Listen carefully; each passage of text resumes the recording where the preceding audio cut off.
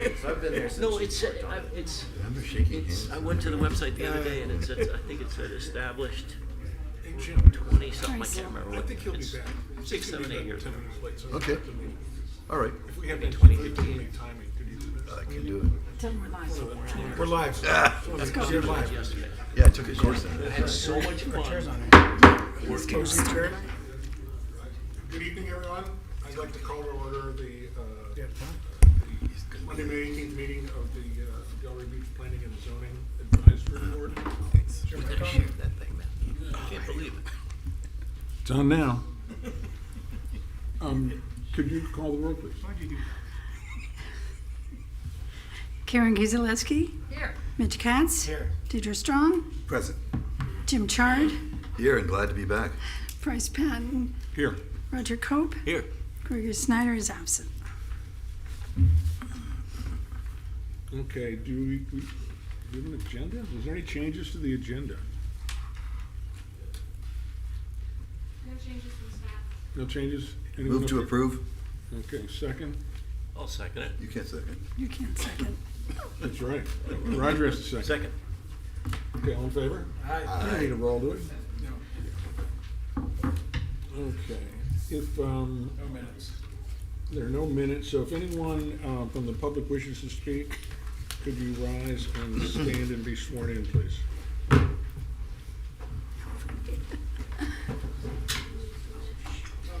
Do it now, so you don't have to come back and do it again. Please raise your right hand. By the authority vested in me, the notary of the state of Florida, do you swear or affirm the testimony you're about to give is the truth, the whole truth, and nothing but the truth? Stop that stuff. Are there any members of the public who wish to address the board on any item that is not on tonight's agenda?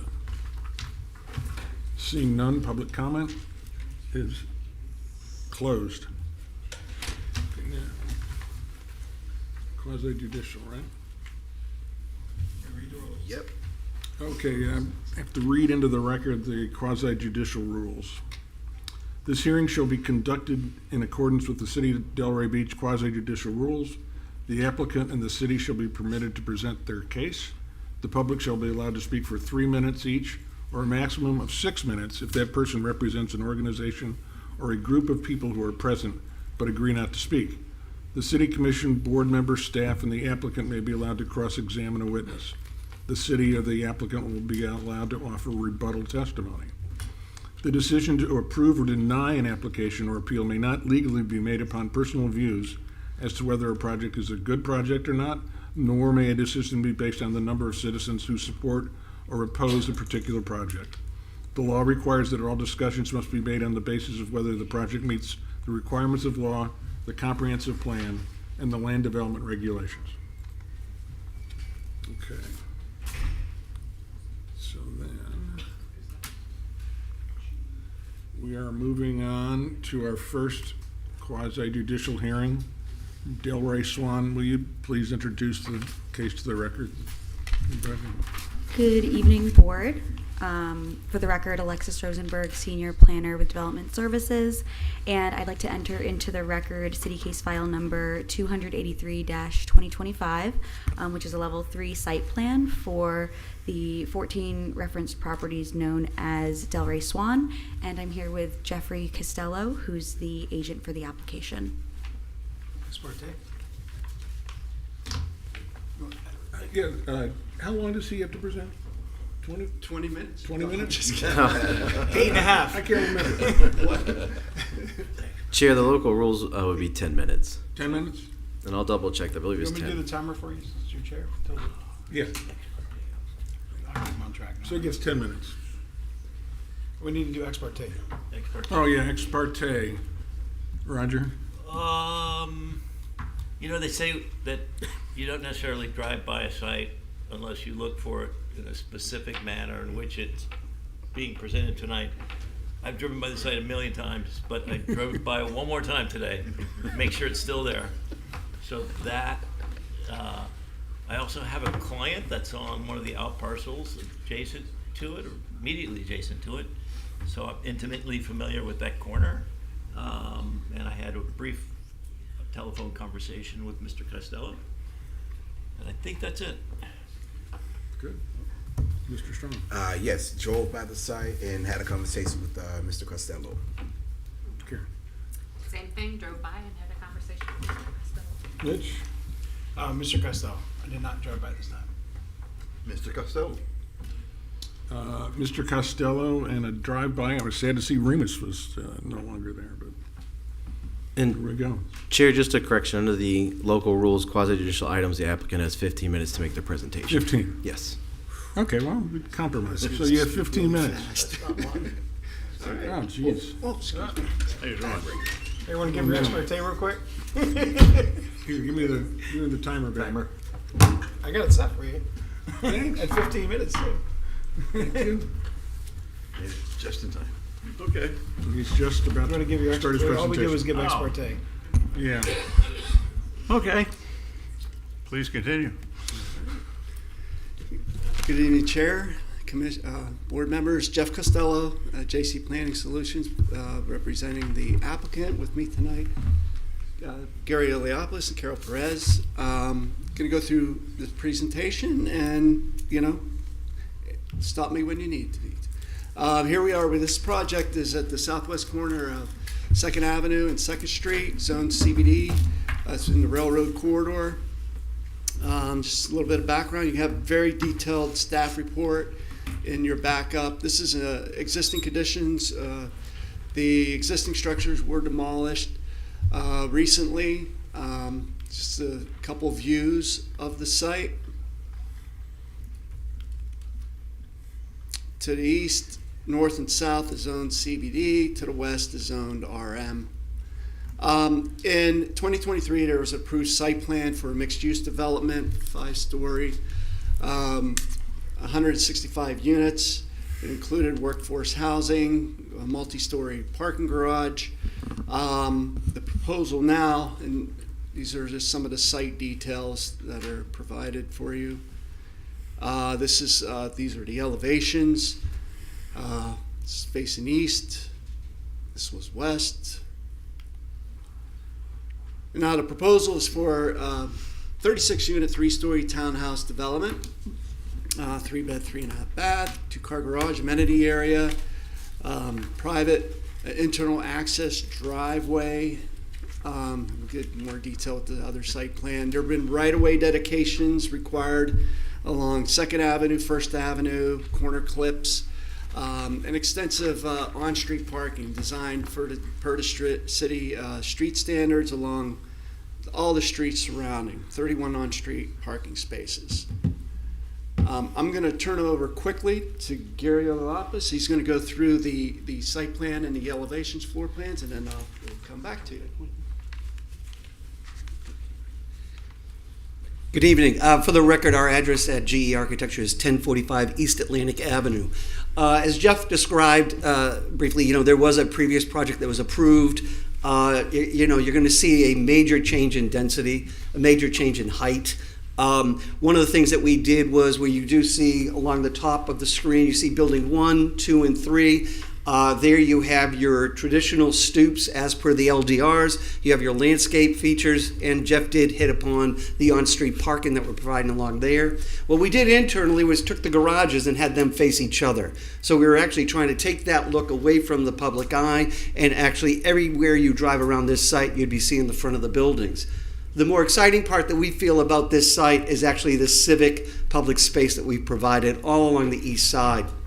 What happened was the previous project did have it, and they met the code. But we've actually doubled the square footage in the green space on this project and created a true walk-along of the green area that you'd be able to, for the pedestrians to enjoy.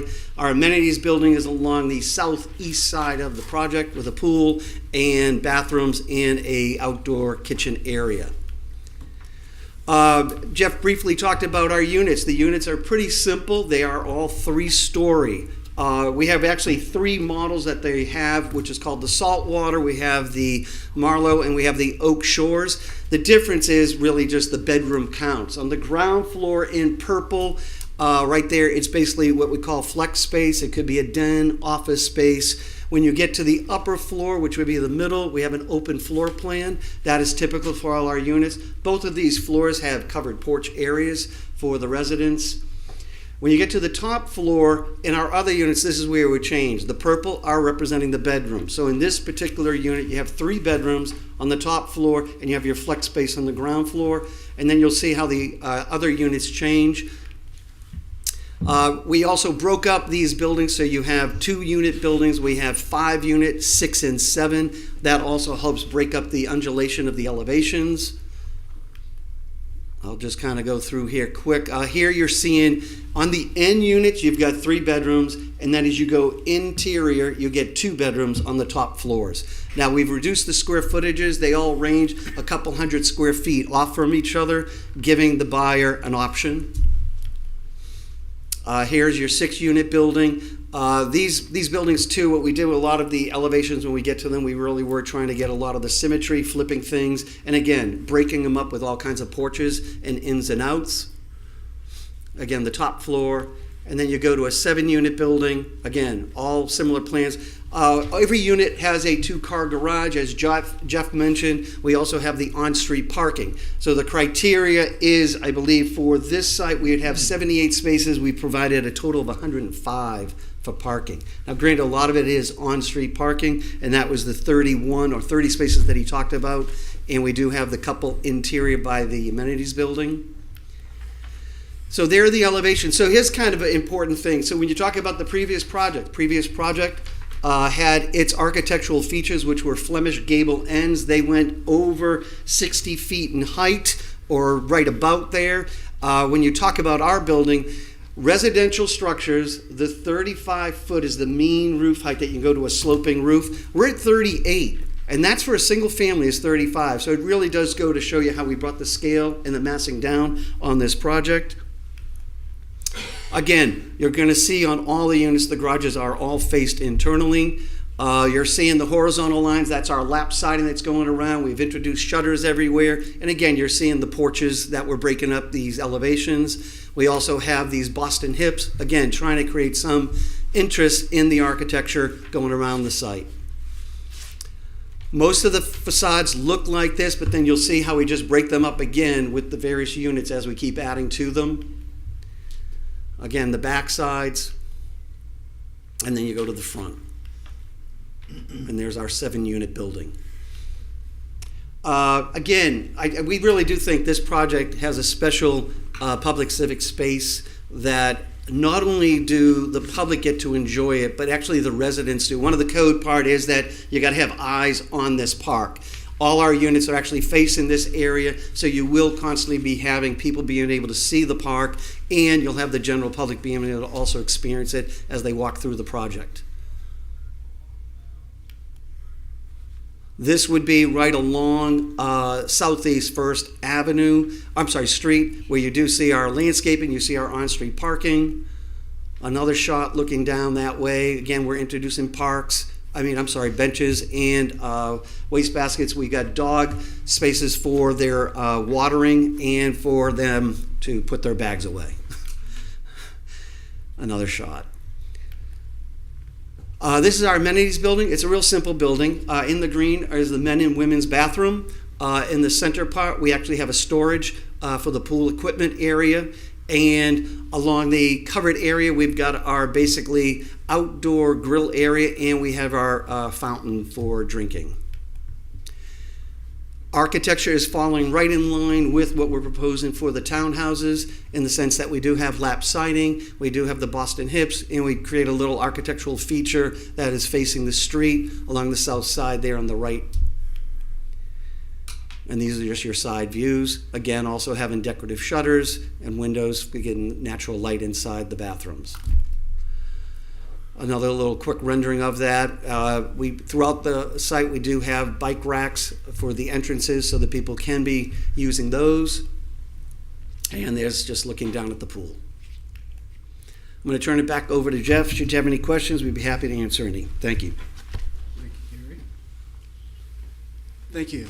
With regard to the required findings, positive findings can be made with regard to LDR section 3.1.1, Regarding the land use map, the CBD zoning is preferred in these commercial core land use designation. Multifamily dwellings are allowed.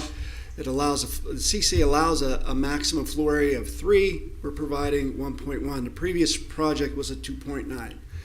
The density is at 16.5 dwelling units to the acre, where 30 is permitted. The previous allowed was at, so if we were to max out, it would be 70 units, but the previous development was at 165. With regard to concurrency, positive findings can be made. There are no level of service standards. With regard to this particular site, there is some information in your backup regarding sewer service. This particular site, involves relocating. Oops, come on. Oh, the top one, right? Yeah. Anyway, I'll try that one. Is that one? So, anyway, through the center of the site, I'll say, there's an existing old sewer main. We're relocating, we're providing all new infrastructure, new sewer main, water mains on the perimeter of the site. Those areas highlighted in red, those are services to the adjacent properties that we're going to accommodate, basically upgrading their services. There's a clay pipe adjacent to the condos to the north. We are replacing that. Mouse. Yeah. Hey. Okay. So that sewer main comes along this property line. We're replacing that, providing these connections down here. We met with the adjacent property owner, and we'll work out any services to this to connect to the sewer. So right now, we do have a letter that was provided to utilities from the adjacent property owner, and we'll continue to work with them as we work on final engineering plans. With regard to consistency, the proposal is consistent with the comprehensive plan, specifically the neighborhood districts and corridors element, including the downtown Delray Beach master plan and the Osceola Park neighborhood plan. Standards for site plan actions are on the screen. The development proposal meets the applicable standards. The redevelopment proposal adheres to the CBD form-based regulations and meets the purpose and intent of the CBD, and fosters compact, pedestrian-oriented growth that will support downtown businesses. With regard to the compliance with the LDRs, it complies with the 4413, the CBD regulations, as well as site lighting, loading, site visibility. There is some information on your backup regarding some technical items. We're working with staff to address those and just comply with code, even as it relates to some minor issues with lighting as well. With regard to the development itself, again, we're at 16.5 units to the acre. Permitted is 30 units to the acre. 70 units, we're proposing 36. The floor area ratio is 1.1, where 3 is allowed. We're proposing 3 stories, where 5 is permitted. With regard to the architectural style, Gary touched on, it's the Anglo-Caribbean. We meet the stoops, frontage type requirements, civic open space we exceed, parking exceed, and the streetscape standards. With regard to the loading, we did this item we'll discuss with you all, but the request is basically the justification to not provide a loading berth. And typically, and if you look at the guidelines in 4610, it does not really address or suggest any loading berths for residential, such as single-family, duplex, townhouses. It does identify apartments, like an apartment complex, but it's silent with regard to other residential development. Sufficiency, there's sufficient space within the alley. The alley's 24 feet wide, as you could see. In this one section, it's 20, which you're allowed, a typical alley width is 20 feet. I call this an alley even though it's an internal access road, but it serves as that. So there's adequate space within this area to accommodate the move in and move out for these residents. It's short term, it's a rare occurrence. With regard to the mail kiosk, it's come over here. It's in this area adjacent to the amenity building. And so we feel there's adequate justification not provide a loading berth. With regard to the landscape findings, positive findings can be made that the proposed landscape plan is compliant with LDR section 4.6.16. Extensive landscaping, increasing the number of trees and quality. These are quality trees now, and I know that we'll have some conversation about trees, but these are quality and will provide a heavily landscaped development. Gary again touched on all the architectural elevations. Positive findings can be made with 4618 E1 through 3, the criteria for board action. And we appreciate your support and approval. Don't you wish? Thank you. It's already done. Thank you. Wow. Thank you. Before we go to staff, can I say I was not here for ex parte, and I did speak to Mr. Costello on the phone. And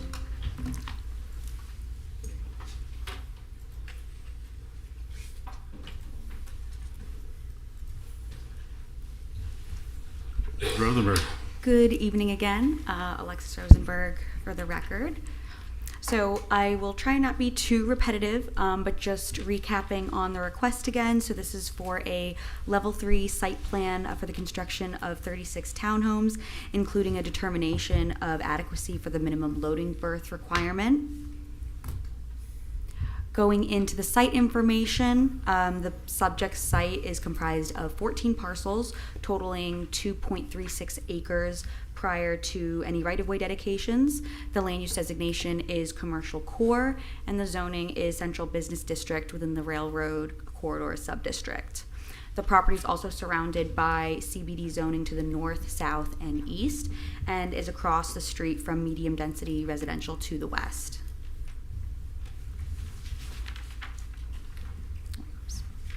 The site does span just about an entire city block, and the existing use, or I guess I'll say previous uses, were comprised of light industrial, warehouse, and single family, which has now been demolished. The proposed floor area ratio is 1.1, and the proposed density is 16.5 dwelling units per acre, which is substantially less than the maximum requirement. Going over some of the history, in 2021, the properties were approved for a land use map amendment from medium density to commercial core and rezoned from medium density to central business district. In 2023, a level 4 site plan with 3 waivers were approved to build a 165 unit 5-story mixed-use project, also utilizing the city's workforce housing revitalization incentive. And the site plan, while approved, has not been certified. So now before the board is the request for the level 3 site plan for the 36-unit townhouse project, which, if approved, is the intended development for this site. So here's an aerial of the subject site and its surrounding uses. We have single family and multifamily to the west, vacant land to the south, the FEC railway is to the east, and there's mixed use to the north on that block. Then here's another aerial. The top right photo is a view of the subject property facing the southwest corner, and that bottom photo is the same view with the proposal included. These are a closer up image of some of the surrounding properties. All the structures are located on the block except for the top right photo, which includes single family and multifamily residences to the west. And then again, these are just gonna go through some of the renderings that were included. So we have here is a view of the northwest corner. Then we have a view from Southeast First Avenue, which is west. This would face the single family and multifamily residences. Then we have a view of the Southeast Second Avenue and the FEC Railroad. So that's what would be facing that area. And then we have a view of the southwest corner, which is across the street from the vacant property.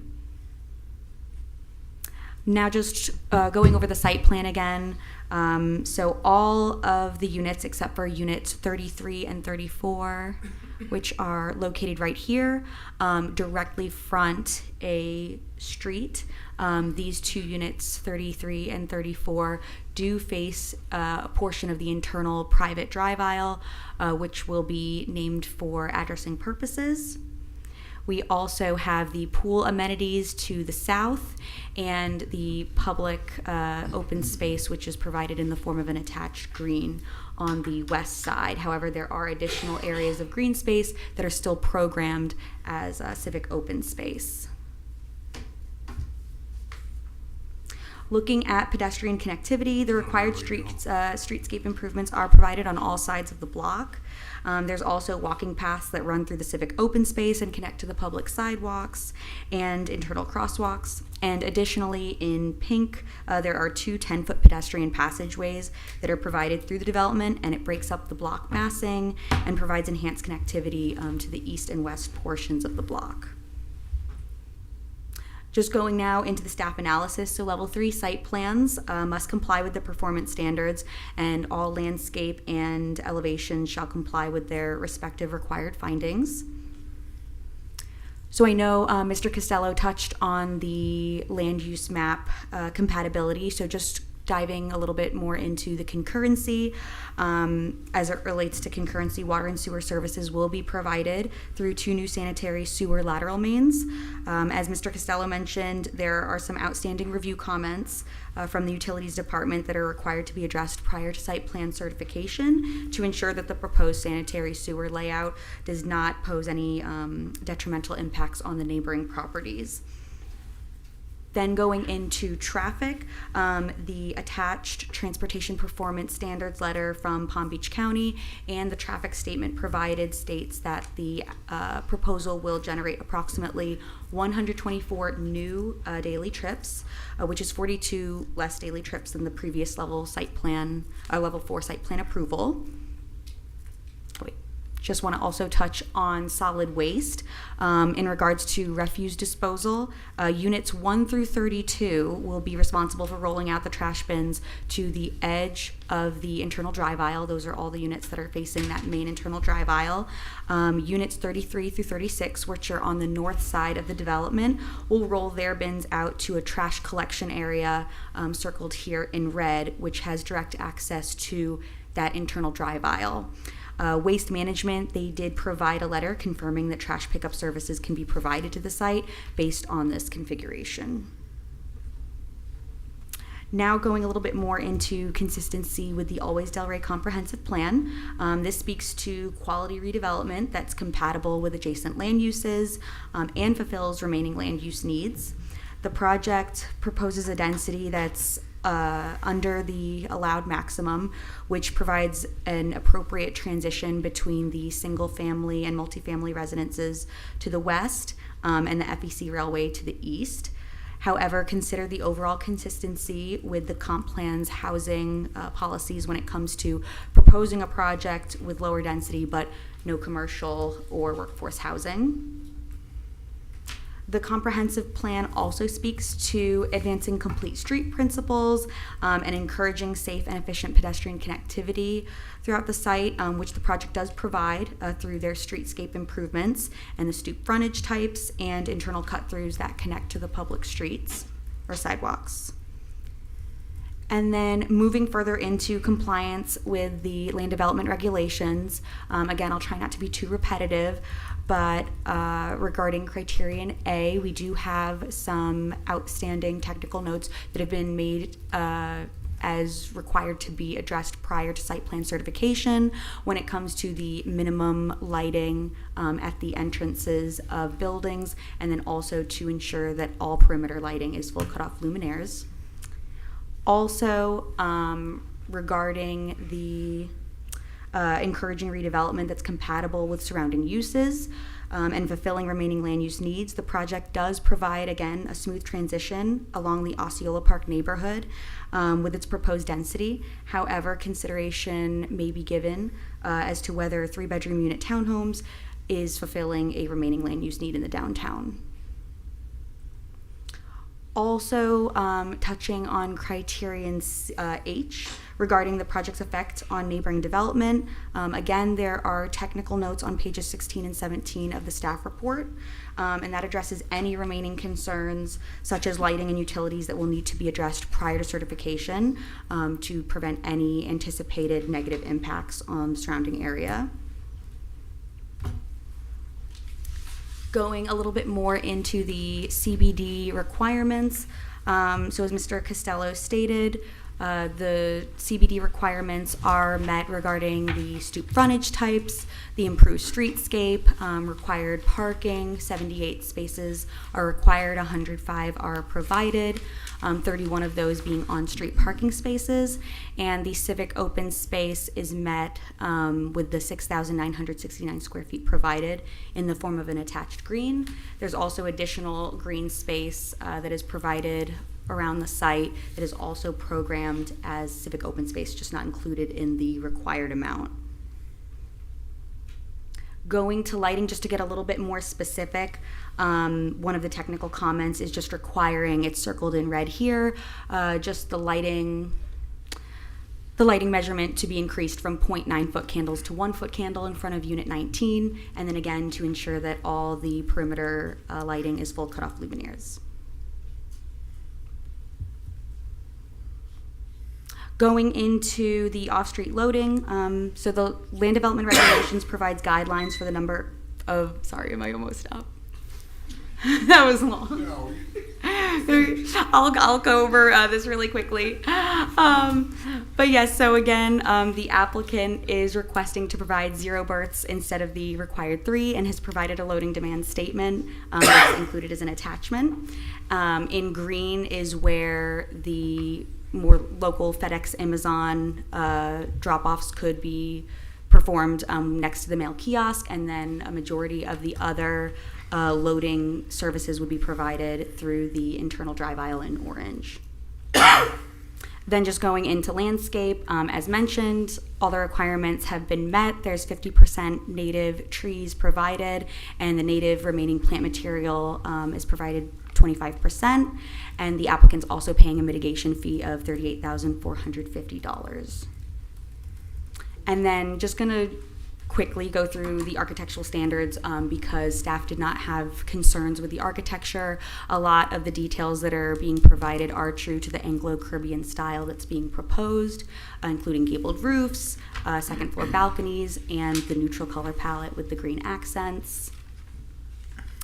These are the board motions, and with that, that concludes my presentation, so I'll be available for questions. Thank you very much. Thank you. At this point, I guess, I don't have a note. Public comment. It's public comment, I believe. Is there anyone from the public who wishes to come and speak on this issue? Okay, seeing no one, public comments closed. Rebuttal by the applicant or rebuttal by the applicant? No rebuttal. I just want to thank staff for working with us through this process, and I just want to mention contractor William Hatcher's here as well, if there's any questions. Thank you. Thank you. And No Ms. rebuttal Rosberg? from the city. Nothing. Okay. I think that brings us to board comments. So who would like to start? Mr. Katz. So, just a question to Gary. You're able to, that's 24 foot, the driveway in between the townhomes, that's 24 foot, correct? Yes. Good, so you're not asking for any, that's what the city requires, and that's, Yeah, it's only where Jeff talked about, you've got one lane coming down, going east-west. Right. That goes down to 20 feet, but there's no cars backing into that. gotcha. But in between the houses, it's 24 feet. Yes. Good. That was really the only question I had. Because I will say that Amazon drivers, they're going to be stopping. They're not going to go to that little thing. They go to the address and they're going to, but as long as you have that extra, they can get around so that. Gotcha. Yeah, and with, it seems like deliveries, we do have parking internally. There's only a couple spaces that we did provide there for the amenities building. And the developers talked about, that they would pull up there. But I think you're right. They're not They gonna tend pull to. up there. They're gonna go. I've never seen them drive where they're supposed to go. No, never. Not once. That's a question too. Parking is, so it's their driveways and garages. Is that where the parking is going to be? Yeah, so, well, each unit has two spaces in the garage. Okay. And then we have our on-street parking. No, there was a couple guest spots by the amenities building. One's handicap and one's a regular spot that's over there. Clarify too so we have the 24-foot drive aisle width, but then between the drive aisle width and the garage, there's about 3 or 4 more feet, little driveway apron that leads into the garage. So there'll be, in the rear, there'll be little nodes, landscape nodes, within the internal access drive. Gotcha. That's all I had. Great, thanks. Mr. Chard? I wonder about the turn radius from the 20 to the 24 for garbage trucks. Yes, so as you can see on the screen, we have had that reviewed by Waste Management. That is the turning radius, and that works. And we've heard from the emergency fire rescue that they're not going to really, they're rarely, if they do, go into there, because all the buildings are sprinkled. They would service from the adjacent streets. But Waste Management's letter, they're comfortable with the design that we've provided. And if you here, get this.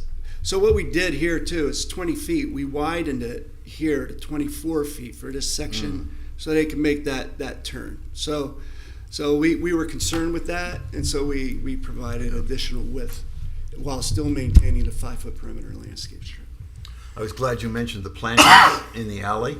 That's one of my favorite things in Delray on some of these homes on Federal. They have beautiful plantings in the alleys. Jeff, as you know, I was questioning the colors, and I'd like if Gary could address it. I have 2 concerns.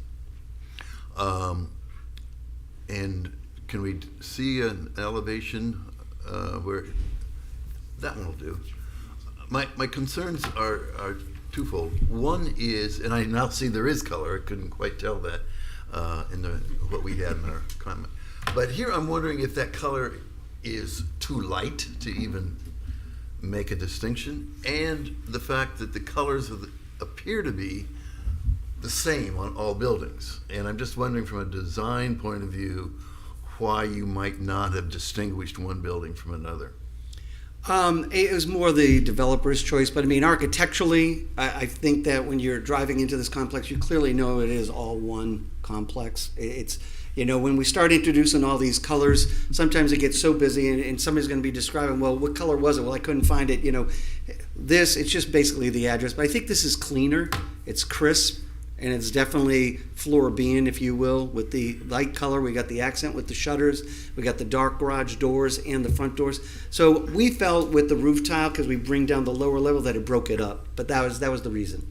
We wanted to go more simple and clean. We just felt a little bit of dash on the lap siding would be it, as opposed to trying to break it up. The base that you see everywhere is all stucco, and that's consistent throughout. But that was the reason. Okay, what about the shade of the color of the green? To go darker, you mean? Yeah, we can consider that. I don't think that's an issue. If I can comment on that, I will tell you, I've gone through now communities that are gone through these color schemes from 20 years ago and now having to do, and I will say the lighter colors, less sharpening is definitely what's in right now, and then it could change again in 20 years when they paint them again. But I'm seeing that white. I mean, everybody's just white. Well, that's everywhere. That's but my this concern. At least. But I think I see color, and I think because I think you need some color there because of where it's at in Osceola Park. Because Osceola Park in general has a lot of character to it. You live there. I live there. And I think it does enough We're very colorful. I think it's enough to address that and also keep the modern, what people are going to want to pay for it. Yeah, one of the things that gets a little confusing too is it's the way the architecture is right now. Some of the units do actually cross, if you will, where you might get, when you take a color, it can get confusing, and that's why we actually went with a cleaner look, because we want you to be able to actually see the individual units versus them blending together.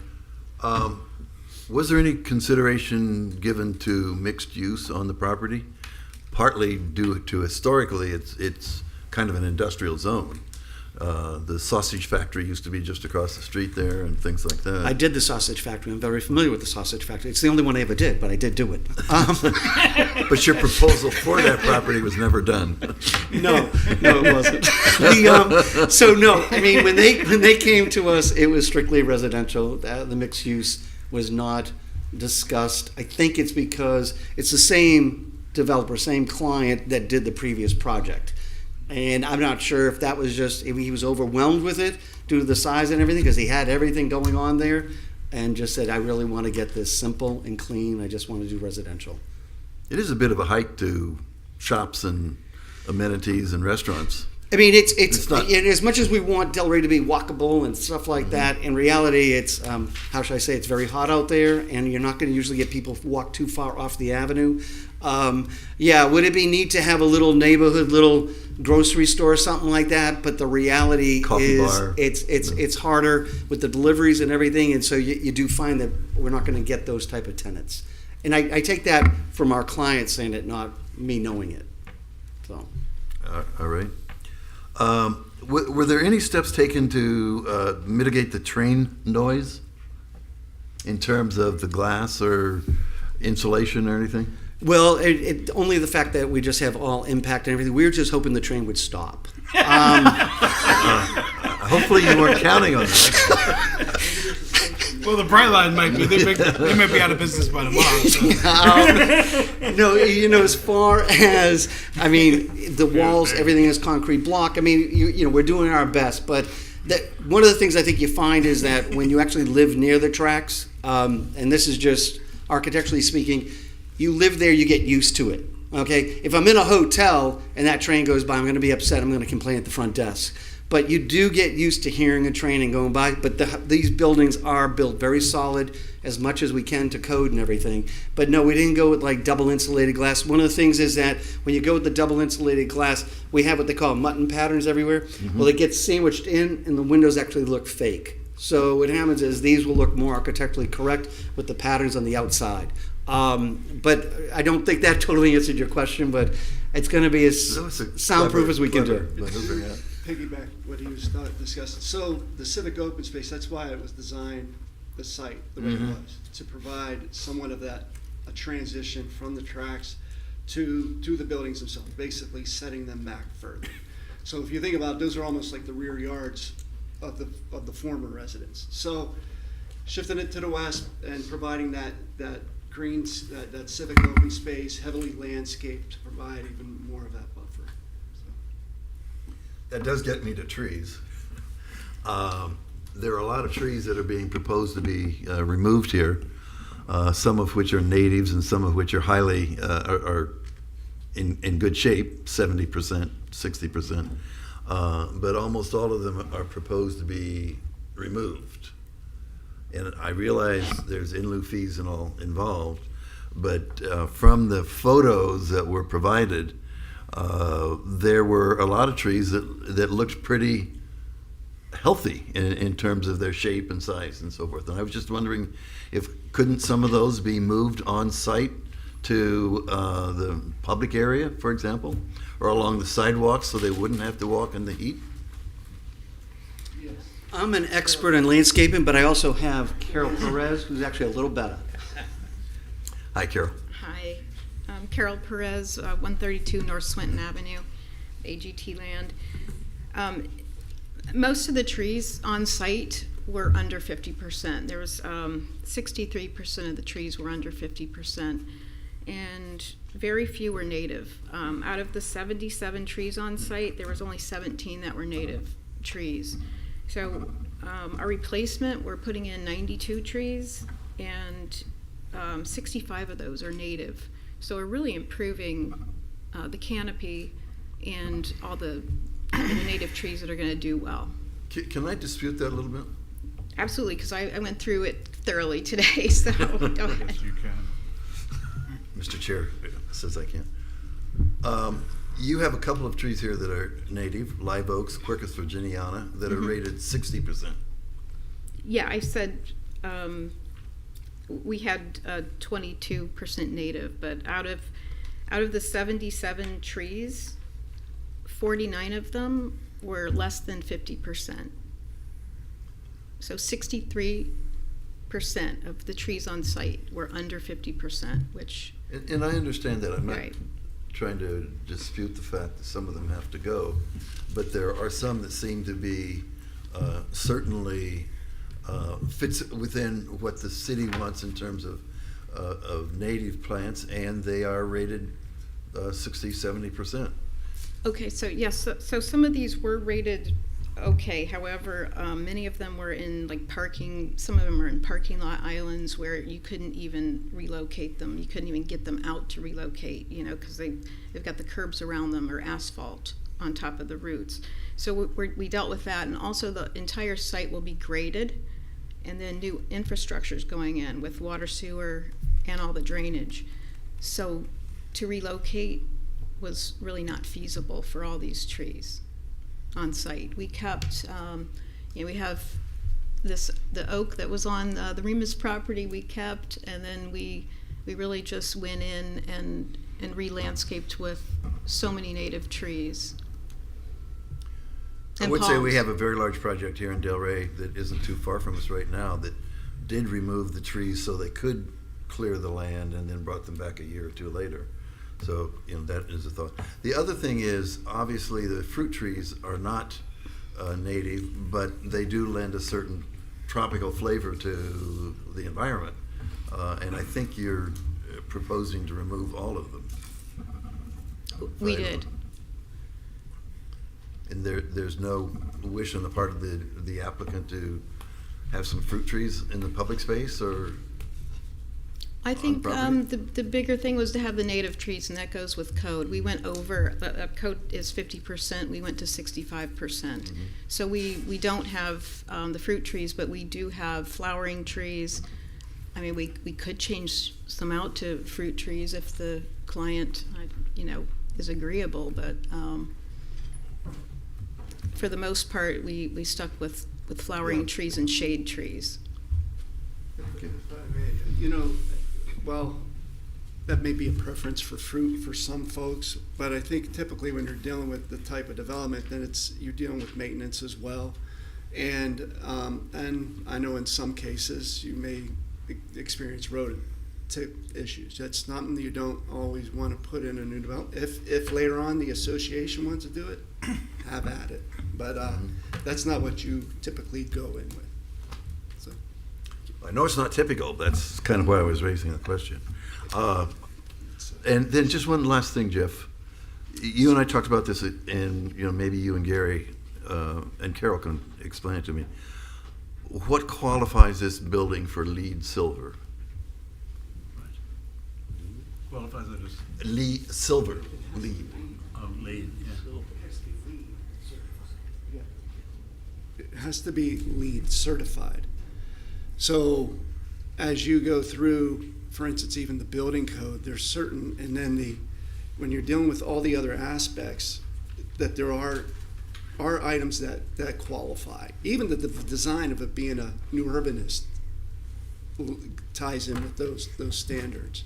So with regard to the LEED certificate, we would be dealing with that with regard to as we get into the permitting stage. And is there a specific item you're looking for as far as I just know the scale and gold and silver and so forth, and the points. And so the code is 7.1.11, which deals with the green building, and it qualifies as one that the city adopts. So it could be Florida Green Building Coalition. It could be a LEED. What are the others? There's Florida Green. Jeff and Gary, can you just make sure you're all the way up at the podium so they can catch on the microphone? Sorry. Thank you. Go ahead. Yeah, so there's several levels, and as Jeff pointed out, the point system, right? So the point system can be everything from not only the green space, but what we're providing in the green space. When it comes to the buildings, it's going to be the HVAC system. What SEER level are we going with that? You already mentioned the glass. The glass is going to be low E. We get points for that. The roofing system, we're doing Icynene in the roof for insulation. We get points for that. We're doing the foil back, and we're doing what they call a core fill 500 within the walls of the exterior. So all these things will build up the points. What's going to happen is the developer will be actually hiring a separate accredited professional that will actually look at every single thing. This will go through even our lighting, whatever lights we're going with. You know, all your appliances, right? All your appliances will have certain levels that will all build up this point, but it's going to be more with the developer when they go into that level that they'll do it. Okay, Yep. thank you. Just to add to that real quick, the requirement is established now, and then the technical note was added that the documentation providing, the point system will have to be provided at time of permit, and that's checked before the permit can get approved to make Okay, sure that they're that's what I compliant. wanted to hear. Thank you. Okay. Want to go? Yeah, sure. I forgot. I actually talked to Carol Perez before the meeting, so add her to my ex parte disclosure. I love the green space in the front. I like the scale and the style and the articulation and the massing of the architecture. My one question is this sort of for staff and everything too, is the request to not have any offloading zones when 3 are required.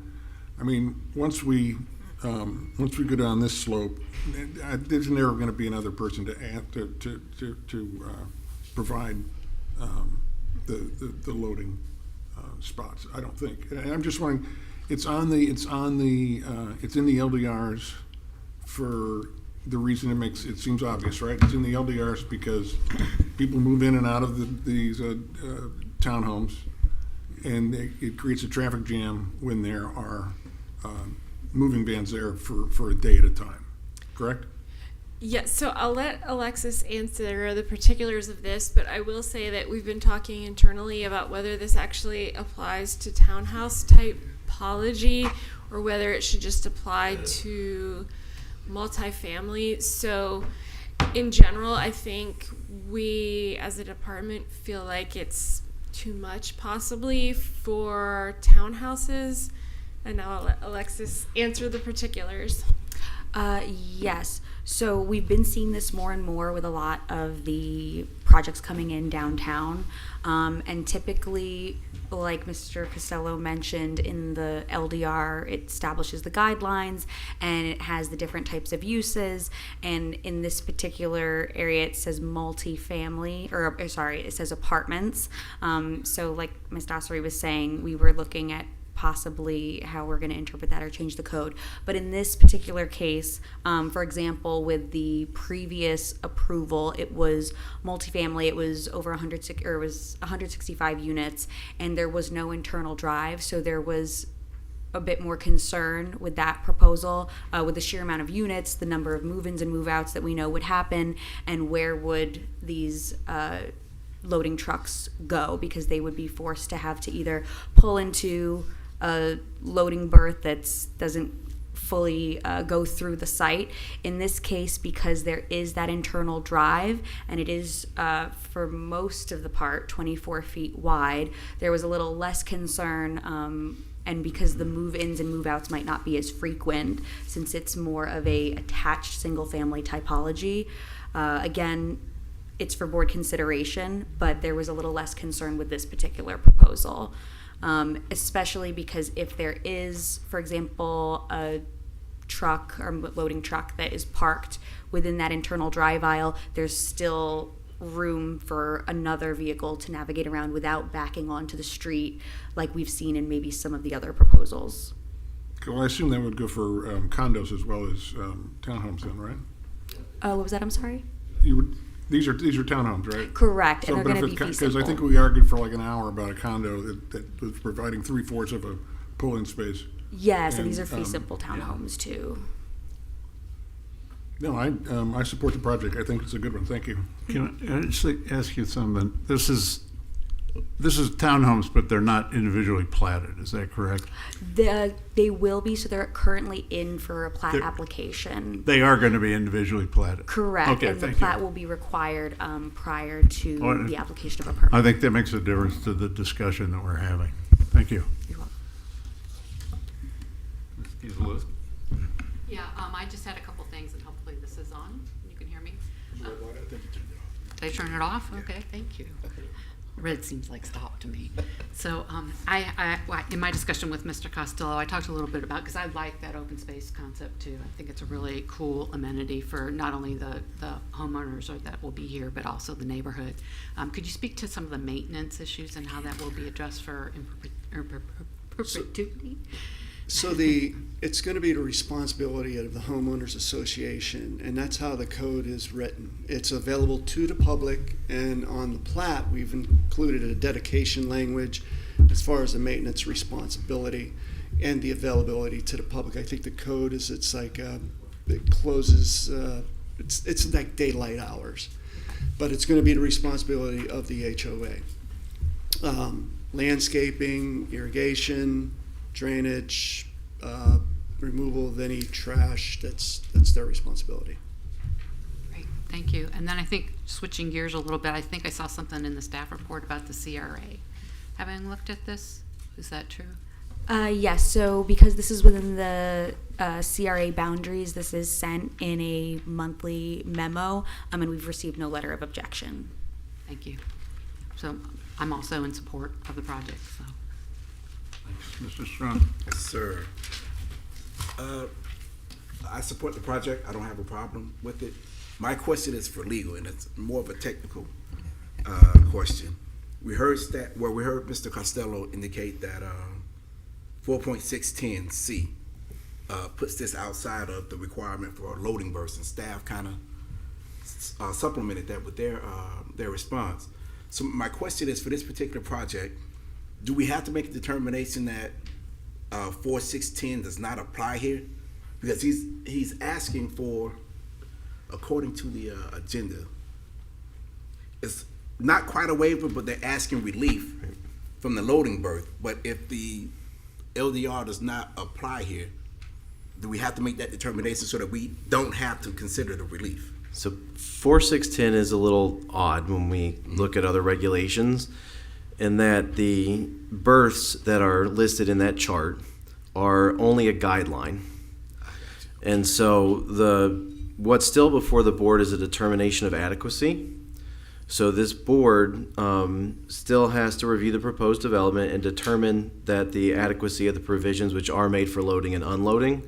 And in making that decision, you look at the guidelines. Okay. So in this instance, staff's indicating there's not a perfect box within the guidelines of what you would be looking at, but the board would still be tasked with determining the sufficiency and adequacy of what's being Based on proposed what's for been loading and presented. unloading. Okay, Yes. gotcha. Thanks.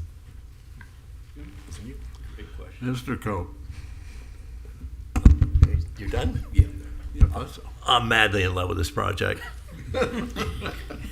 Every project. Maybe We haven't found a project yet that you're not madly in love with. I wanted to reach out and stop him from speaking. I wanted to go first. And you guys, Sorry. didn't let me. But I can't tell you how happy I am when I saw this project. Just the development of the site, the assemblage of the site, and how they loaded the buildings on the site is nothing short of brilliant. And Jeff hit it right on the head, and I'm glad he said that, because when I saw that green space and how gigantic it was and how organic it was and how it had all that movement and pulling people from the top of the block down to the bottom of the block, it was the first thing I thought of. They did that to get those beautiful homes a little bit further off of from the noise of the railroad.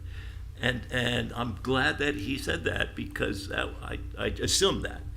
And I got to tell you, I've been out there 100 times when the Brightline train goes by, and it is not a problem. I find it to be really exciting when that train, and I'm not speaking about a freight train, but when the Brightline goes by in that 5 or 6 seconds or 10 seconds.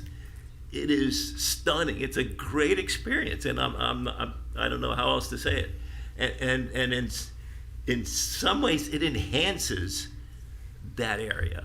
I'm a huge fan of when the bright line goes by.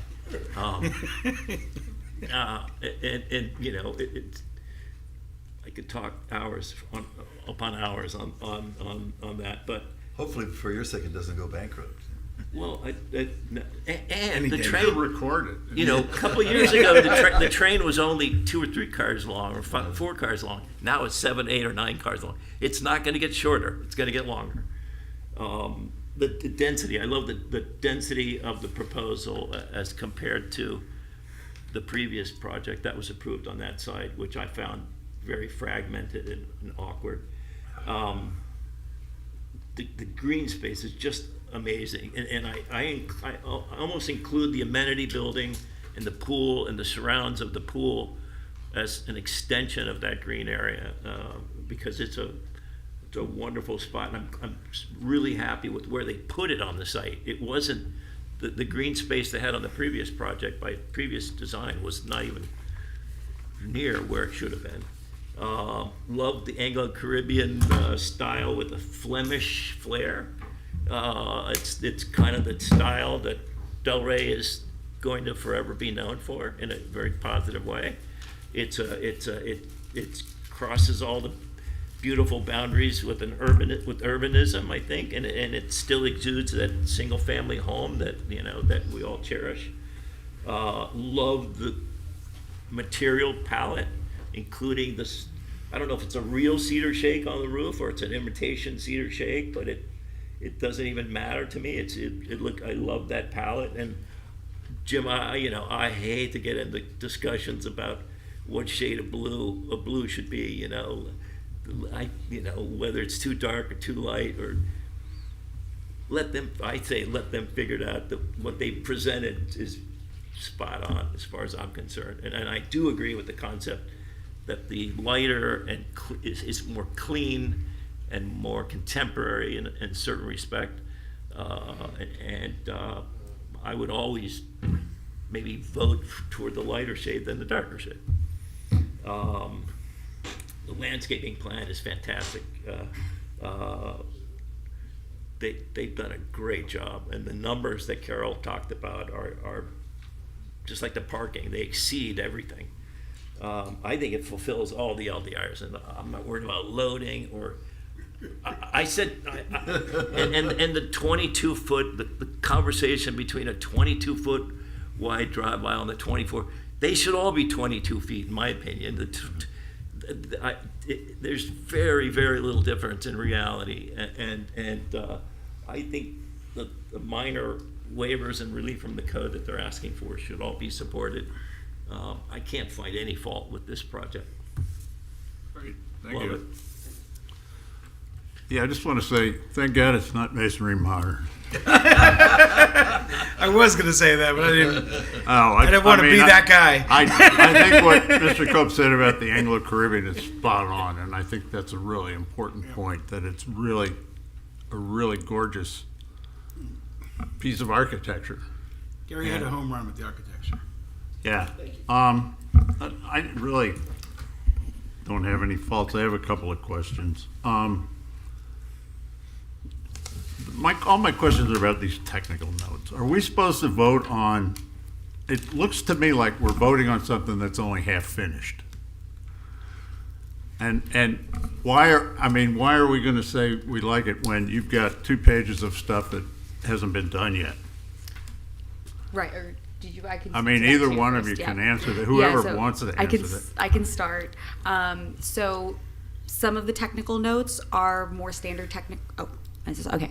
Some of the technical notes are standard technical notes that we usually implement for most of the projects. For example, the energy efficient, can you hear me? properly. No, I just missed the last word. For example, the, Oh, the like the lead certification. Usually those Oh, are yeah, standard yeah, yeah. technical notes. However, you will see that there are technical notes that you would typically see that are remedied during the review process. Yes. So one of the most recent Florida state statutes require action on an application after 180 days, or else it can be automatically approved. So because of that, you might see with some projects coming forward more technical notes that the way we try and control it to make sure that they are still satisfied is that they have to be done prior to what's called site plan certification, That's which right. is the step before they can apply for a building permit.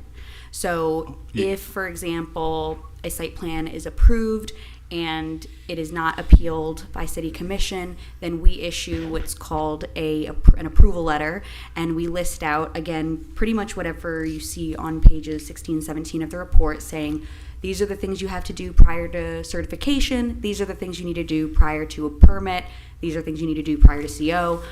Then the applicant's responsible for coming in with a site plan that matches what was approved and addresses everything that we require prior to certification. Staff will do what's similar to a technical advisory committee review again on the project to make sure those things are met. And if that's the case, then we certify the site plan and we say that you can come in for a permit. So that's been our way of trying to catch all of those, Okay. any loose ends, to also accommodate with what the state statutes has required. I think the answer to my question is, now I understand the difference between approval and certification. And can I Yes, sir. throw something in? This is how a project with these technical elements that still need to be tied up or buttoned up at time of certification is the exact way that these projects should be Yeah, that presented makes to sense. us. If we expected, conversely, if we expected all this to be ironed out before it came to us, we may not see it for another 6 or 8 months. Yeah. So this is beautiful. This is the way we used to operate. I wish all of the projects had this. Ready for a motion? Yeah, that's enough. Trying to say something there? Move approval of a level 3 site plan application with architectural elevations landscape plan for Delray Swan, a 36-unit fee simple townhouse development at 118 Southeast 2nd Street, 240, 258, 264, and 280 Southeast 2nd Avenue, and 215, 219, 223, 227, 231, 237, 243, 251, and 253 Southeast 1st Avenue, including relief to the minimum loading berth requirement by finding that the request is consistent with the comprehensive plan and meets criteria set forth in the land development regulations. Second. Okay, we have a motion by Mr. Ketch, second by Mr. Coe. If you call a roll, please, Ms. Miller. Karen Kieselowski, Yes. Mitch Katz, Yes. Deidre Strong, Yes. Jim Kennard, Yes. Bryce Patton, Yes. Roger Cope, Yes. Gregory Snyder. Yes, that motion passes unanimously. Thank you. Thank you, Mr. Costello. So I know you're coming Thank back. you, Ms. I'm going to Rosenberg. warn you on your 15 minutes. I might not make it the whole time because I do have to leave early for graduation dinner. But I'm trying. I'll type it as fast as I can. Okay. I pushed it as late as I could. I'm like, just give All us a right. couple hours. Let's move on to item something. I didn't even see. 8B. I couldn't find the 8. 8B. If you would read that into the record, please. Yes, so I'll state for the record, my name is Susie Rodriguez, Senior Rodriguez. Planner. I would like to enter file number 2025-213 and 2025-214 into the record. This is for a recommendation to City Commission for a level 4 and conditional use, and the applicant is here today to present. Thank you. Ex parte? Sure. I spoke with Mr. Costello. I spoke with Tom Kearney, and I spoke with Joy Howe. Mr. Chard? Same. And myself the same. They're all making their rounds. Yeah. I took calls from Jeff, from Kelly Barrett, and I made a site visit too. And I spoke with Jeff, Tom Carney, drove by, and then I don't know if we count this email. Oh, yeah. Yes. And the email. I spoke with Not Jeff, seen the email. went by the site, and email as well. Jeff, Mr. Carney, and the email. Thank you. Mr. Costello, All right. hope you enjoyed the short break. Good evening again. Thank you. This particular project, this is located on the east side of Federal Highway, just north of the Volkswagen dealership. You may be familiar with some of the background on this. The buildings that were on this site, the antiquated buildings, they were demolished back in 2006 for lots 31 through 35, and then in 2022, lot 30 was incorporated, included like pottery. But anyway, the site's been vacant for pretty much 20 years. There were some temporary uses on the property. Most recently, there was a rezoning of this to accommodate these properties to accommodate a car dealership in 2022, and the commission denied that request. At that time, there was discussion about compatibility and concerns with the adjacent residential development to the east in the town of Gulfstream, and the appropriateness on the east side of Federal. Here are some photos of the property, 4.39 acres, some adjacent properties, as you see here. And then across the street, so to the west side, you have where former Ellie's used to be. That's now approved as the Tropics, a combination townhouse condominium development. We have the Budget Inn. And you have the self-storage facility. To the north of the self-storage facility, CubeSmart will be a new car dealership. This is to the east. These are properties that abut the east, the 4 single-family homes that abut the east property line of this development in the town of Gulfstream. And we've met with the residents to present this particular plan that we feel is very sensitive to the single-family residential development. And this proposal is to accommodate 39 two-story and 8 three-story townhouse-type condominium units. The distinction between fee simple and condo, it's an ground level ownership, but the units themselves are townhouses, the townhouse typology. The amenity area is centrally located to the site. Get my pointer here. Where are we? So we have on the east side 2-story townhomes, and the code requires an increased setback here. There's a wall on the east property line, heavily landscaped here. These are the 2 3-story townhomes abutting this commercial property to the south, and then you have 2-story fronting Federal Highway, 2-story, and then the amenity building includes a clubhouse, fitness area, and the pool, tot lot internal to the site. This is a gated entry. We did dedicate 10 feet of right-of-way, which then pinches the site a little bit more. 10 feet of right-of-way for Federal Highway. This includes a right turn lane into the site, and there's dual access lanes, one for residents, one for guests at the gate. There are waivers that are requested. This is not unusual. Waivers are there for a reason. And because as you see this trapezoid-shaped property and how we're trying to address compatibility issues, there's some flexibility needed for the site. This is similar to on the Tropics development on the west side. We did the same, very similar waivers. For instance, the drive aisle width, 24 to 22 feet. In this particular case, there's the townhouse code section requiring a 4-foot offset, and we feel that with the design of the townhomes, you really achieve the intent of the code with the articulation that's necessary. There's a 5-foot landscape strip waiver to 3 feet, and I'll go into detail later on that, as well as some relief. You need relief to put a decorative fence within the special landscape setback with columns and aluminum fencing with landscaping on either side. And then there is the distance between buildings. We have a code section that's very suburban. There are the townhouse regulations, and if this was in the CBD, we wouldn't even be talking about this waiver. But this is an area that is a redevelopment area that has been envisioned to be more of a neo-traditional type of development per the North Federal Highway redevelopment plan. So the larger exhibit of the site plan, we feel the required findings can be made with regard to LDR section 3.1.1, land use map consistency. The GC is preferred in the GC land use designation. The regulations allow a freestanding multifamily development as a conditional use. The density is proposed at 10.7 units per the acre, where 12 is the standard. The difference between 47 and 52 units. Floor area ratio is less than 1. It's 0.79, where 3 max is allowed. Concurrency, positive findings can be made with regard to that. I'm not going to go back to the screen. It's outlined in your staff report.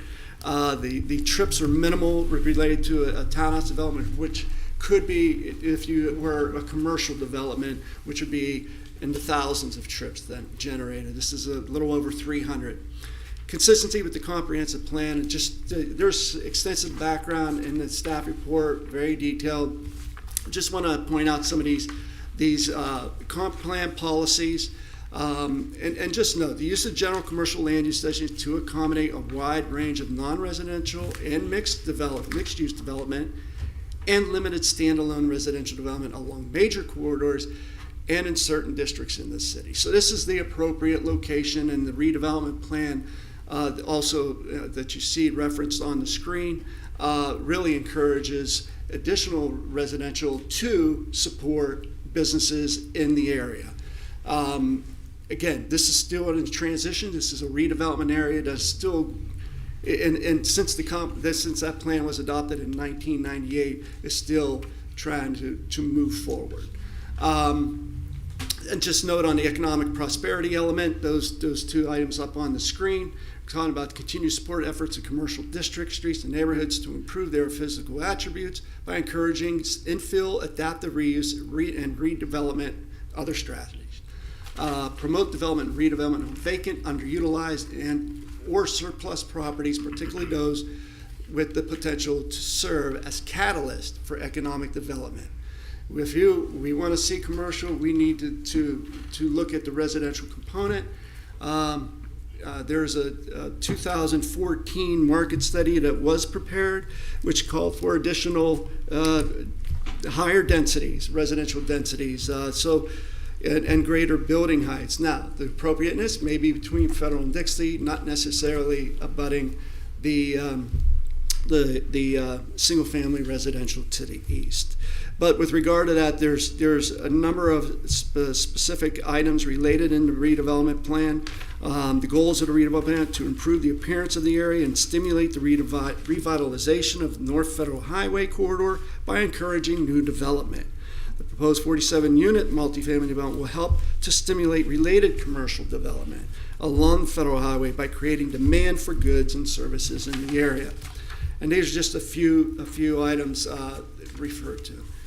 With regard to compliance with the LDRs, the conditional use findings, in addition to Chapter 3, which we just went through, positive findings can be made that establishing the conditional use will not have a significantly detrimental effect, actually not even significant, just have no detrimental effect upon the stability of the neighborhood within which it will be located, nor will it hinder development or redevelopment of nearby properties.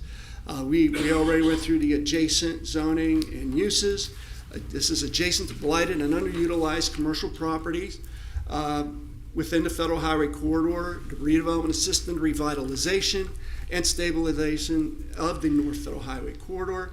The 2-story townhouses with increased setbacks adjacent to the single family is a positive with regard to the town of Gulfstream. Those residents, this improved compatibility. The resident density is less than what is permitted. The floor area ratio is less. The buildings are oriented to provide the presence on North Federal Highway consistent with the LDRs, which was envisioned with that more new urbanist feel along Federal Highway. and development proposal is consistent with the applicable GC RM zoning district regulations, including the RM performance standards. This is just a little outline that shows, okay, we have the 2-story townhomes, we do have the 3-story townhomes, but then you could do a much greater volume building out of 48 feet of something that's not a freestanding. And in this case, we were doing strictly townhomes. You could do a multi-story condominium, a mixed-use building, but you could go 48 feet. There's nothing to prevent that. With regard to site plan findings, may I have a few more minutes, please? Was that 15 minutes already? I think Or it was that started at 5? 10. Was that 5? No. Yeah, keep going. Give him 5. I'll hurry. Yeah, you take at least 5 more minutes. Okay, so positive findings can be made with regard to the standards for site plan actions. The development proposal meets the applicable standards. There are no identified areas of concern with regard to impacts on the overall configuration and building design on the surrounding area. Fosters compact pedestrian-oriented growth. Again, here we go. Development complies with the applicable development standards listed on the screen, as well as the performance standards of 433BB. Again, because we're here, we're requesting for you, we got to meet even more stringent requirements and review through the LDRs. Again, here we are. We have the density. We went through that. The floor area ratio, the height, 48 is allowed. The maximum. We have the 2 stories at 26.5 feet. And the 3 stories at 38. We exceed the open space requirement. Parking we exceed required is 112, 199 are provided on the site, and the setbacks have been provided. Just to briefly go through some of those items that were listed for relief. Okay, the city engineer and FDOT approved the reduction in the stacking distance. That's not before you this evening. They've addressed that, and we included a right turn lane. And so the residents go right through with their technology as well as the guests. So that's all been addressed prior. With regard to the drive aisle widths, 24 to 22 feet, this is typical of what you see, a 22-foot wide street in a residential neighborhood.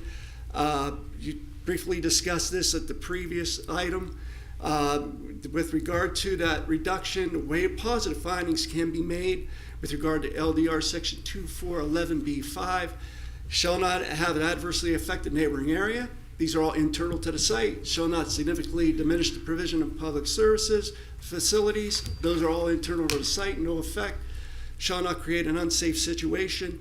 It's a standard within the city as far as a 22-foot street width, and it does not result in a grant of special privilege, and the same waiver would be granted under similar circumstances on other property for another applicant or owner. This has occurred regularly through various processes. Again, significant maneuvering area, neo-traditional townhome layout, desired an urban core and redevelopment area, accommodation for parking within the driveways and throughout the site, and designated guest parking is provided. The 4-foot offset, here's some exhibit. The 4-foot offsets are provided in the architecture, and these are some offsets providing that 4-foot articulation, which is what was envisioned and meets the intent of the code. Moving on. Those are the waiver findings. We feel it meets the intent of the code, provides relief intended by the LDRs. The 4-foot articulations, cantilever balconies included designed to provide additional relief to the facade. With regard to the internal adjustments, we have internal adjustments, reduction in distance between buildings. They meet fire and building codes.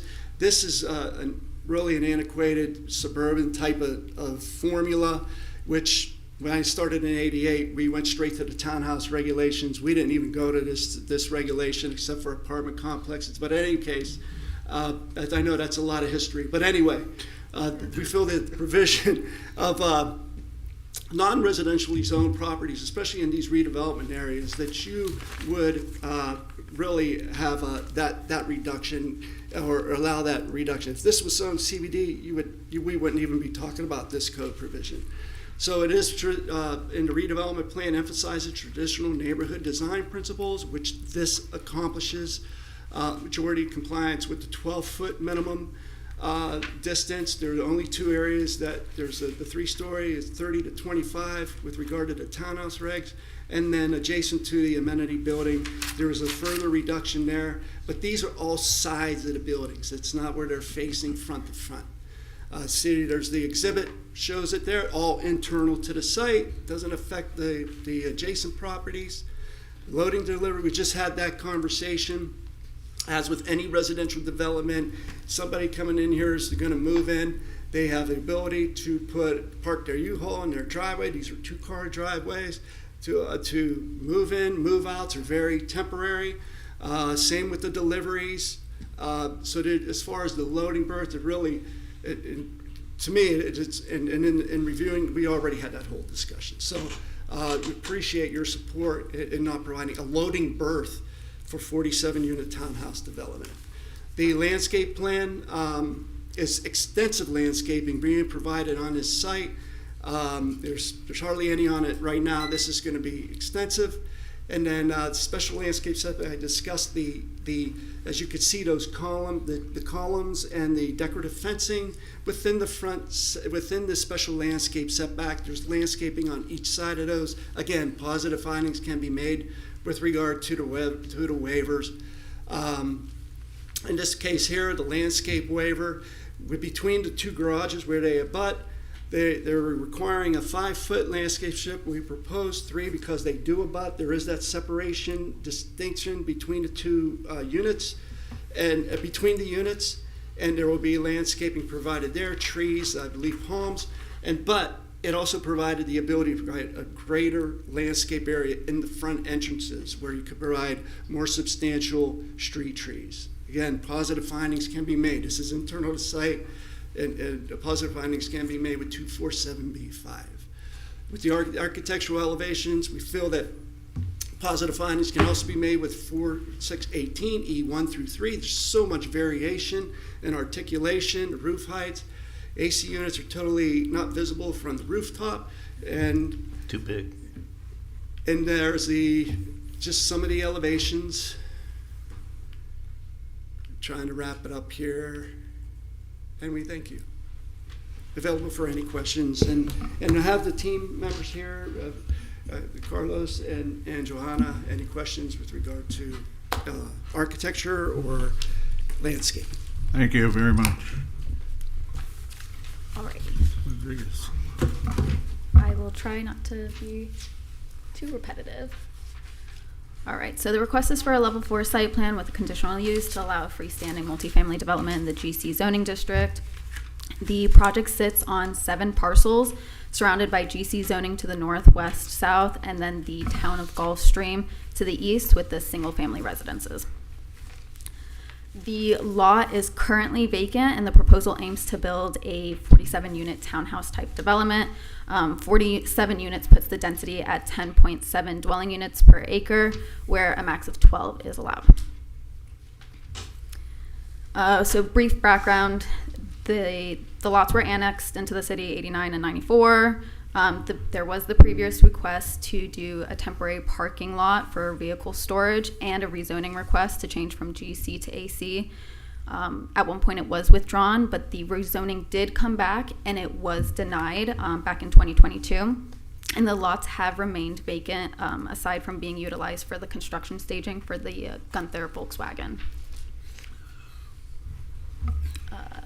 A few projects have been approved surrounding the property, including the expansion of the Gunther Volkswagen, the Tropics of Del Rey, which is a 34-unit condo and townhouse type development, and a new dealership for the Hyundai Genesis. The project is surrounded by office, storage, a motel, and the single-family residential use. So these are some of the views of the adjacent uses. And then pursuant to LDR section 449D10, freestanding multifamily housing is only permissible in GC if a conditional use is approved. The proposal is subject to the RM district requirements, including the performance standards, except for setback and height, which remains for the GC standards.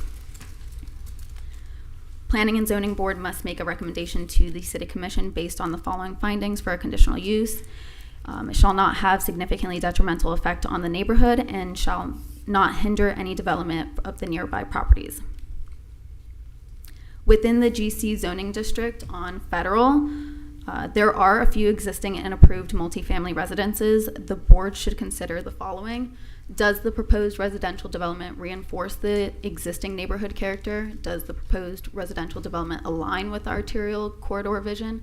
And is the basic purpose and intent of the GC zoning district being met? I'm so sorry.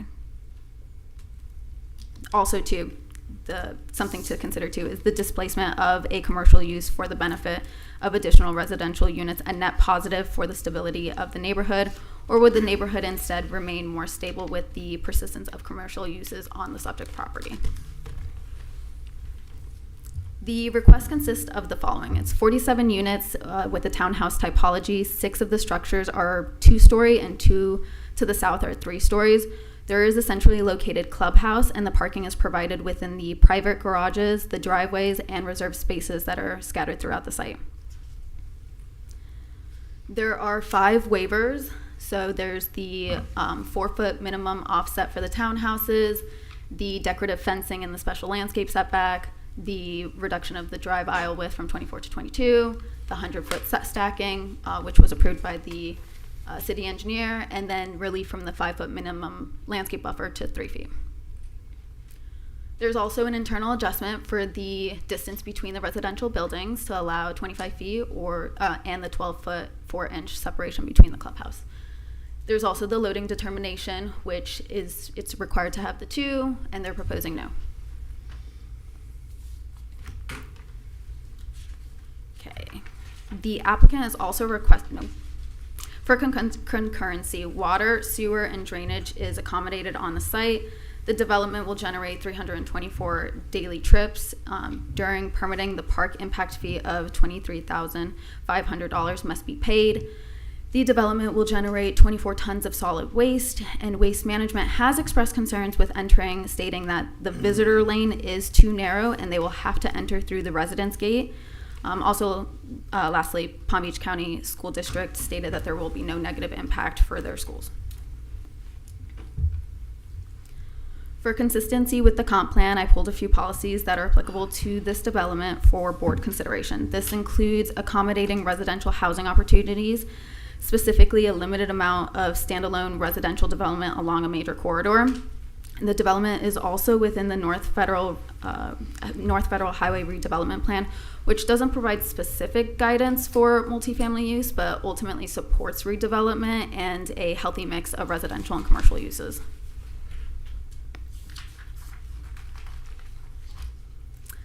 Other policies to consider is the encouragement of providing a variety of housing types and a mixed income housing developments. Okay, so the following are standards that are applicable for the site plan action that the board should consider. The design doesn't appear to create any visibility obstruction. However, the photometric plans don't fully demonstrate compliance, and staff cannot provide a full analysis. There are no shared connections with the adjacent properties only having access via Federal. The density is in compliance, but the requested relief remain relevant to the review of the intensity, which I can go further later. There is no proposed housing variety. It's just the 3-bedroom type. And the proposed development can serve as a transition to the adjacent single family. But again, it's just pending the photometrics for the compliance. Okay, the proposed height is in compliance. However, in the last submittal, the rooftop equipment was added, and staff needs additional info, including the equipment and screening height, material of the screening, and area percentage, just to ensure compliance. The lighting standards are not accounted for in the entire site. Some areas are shown to exceed the maximum illumination standards allowed, and the fixtures aren't indicated to be full cutoff. Again, staff can't provide a full analysis until we have complete plans. Overall, parking is in compliance with 112 spaces required and 199 provided. However, due to the inconsistencies on the narrative in the site plan, staff is unsure if the on-street spaces will be removed on Federal. But if they are removed, they must be accounted for in the required calculations, and due to the high number that they're providing, Staff doesn't have concerns with meeting the requirement. The plans just need to be consistent. Okay. In regards to the traffic calming, staff has expressed concerns with having the sidewalk at level with the drive aisle with no buffer in between. So the applicant has proposed some traffic calming elements to slow down vehicles and ensure pedestrian safety. These elements aren't consistently shown on the plans. Also, the entry and exit is limited to one point. The board should consider the following. Is the single access point and proposed traffic calming measures sufficient to provide safe internal circulation? And then if there should be additional landscape buffering required for the sidewalk.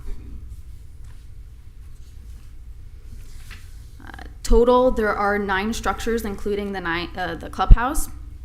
The applicant has requested relief to reduce the required building separation. In regards to the performance standards, the board should consider if the proposed layout is providing adequate building separation for light, air, and usable open space while maintaining compatibility with the surrounding area. The proposed design incorporates movement and shifts across the facade. However, the design limits the articulation to only facades facing North Federal or the internal driveways, while other facades lack similar design elements. The applicant is requesting relief from the required front 4-foot offset for the townhouse. Okay, and again, the project is only proposing 3-bedroom type units, and the board should consider the following in regards to this performance standard. Does the absence of 1 to 2 bedroom units affect the project's ability to comply with this performance standard? And does the large unit size contribute to the requested relief, or is the result of the site design constraints? The application was presented for board consideration subject to the requested relief, the outstanding LDR compliance items, and any condition imposed by the approving body. For landscape, the project is deemed in compliance except for the specified relief requests. The proposal includes the removal of 27 trees and 7 palms, and the relocation of 2 trees, and then proposing over 160 new trees and palms. Okay, as for the architectural elevations, the following are your criteria for board action. It must be in conformity with good taste in design, won't materially depreciate the area, and is harmonious with the general area. The development is stated to be contemporary modern architectural style. There are strong facade articulation along Federal and the internal driveways. The side and rear don't carry that same level of articulation, material treatment, or facade depth. And in general, the design is considered unified, but is also considered repetitive. The board should consider the following. Does the architectural treatment contribute to the image of the city? Does the side and rear elevations provide sufficient design quality? Is the repetitive townhouse rhythm adequately mitigated? And is the project harmonious with the evolving character of North Federal Highway and the adjacent residential edge? For the waivers, the first request is to section 43304A. The code requires that no more than 2 townhomes may be constructed without providing a front setback of 4-foot offset front to rear. This prevents long rows of repetitive design, reduces overall mass, and articulates each unit. The proposal requests to not offset the units, but instead provide another form of articulation. The structures along North Federal articulate both the front and rear. For the other structures, the facades facing, and for the other structures, the facades facing the driveways also have that articulation, but the facades to the side and rear do not provide the same level of articulation. And it should be considered if the proposed 4-foot articulation within each unit adequately meets the intent of the offset requirement, and if the lack of rear and side articulation weakens the request.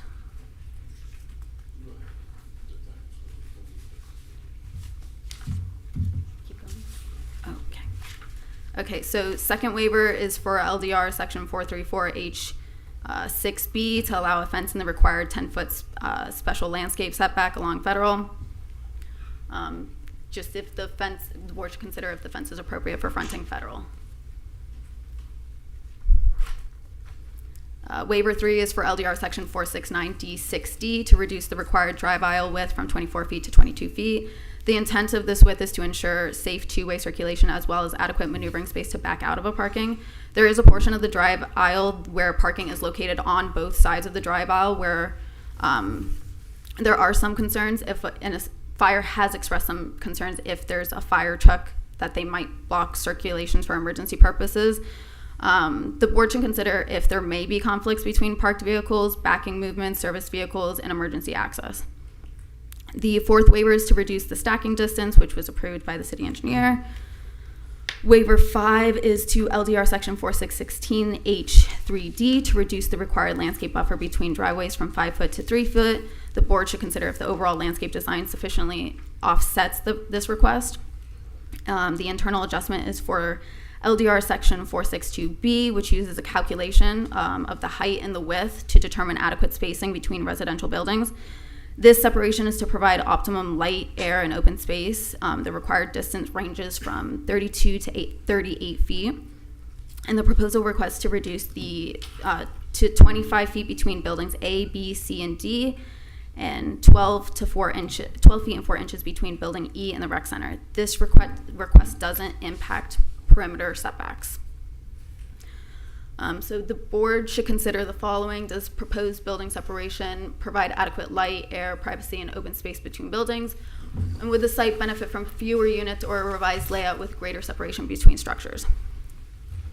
And then finally, for the loading, as we discussed, this requires 2 off-street loadings. They're providing none. So consideration, will the deliveries, resident move-ins, outs, service vehicles, waste collection be appropriately accommodated? So overall relief analysis, the development is near the max allowable standard density. The board should consider the following. Does the requested relief, when viewed collectively, support a better site design?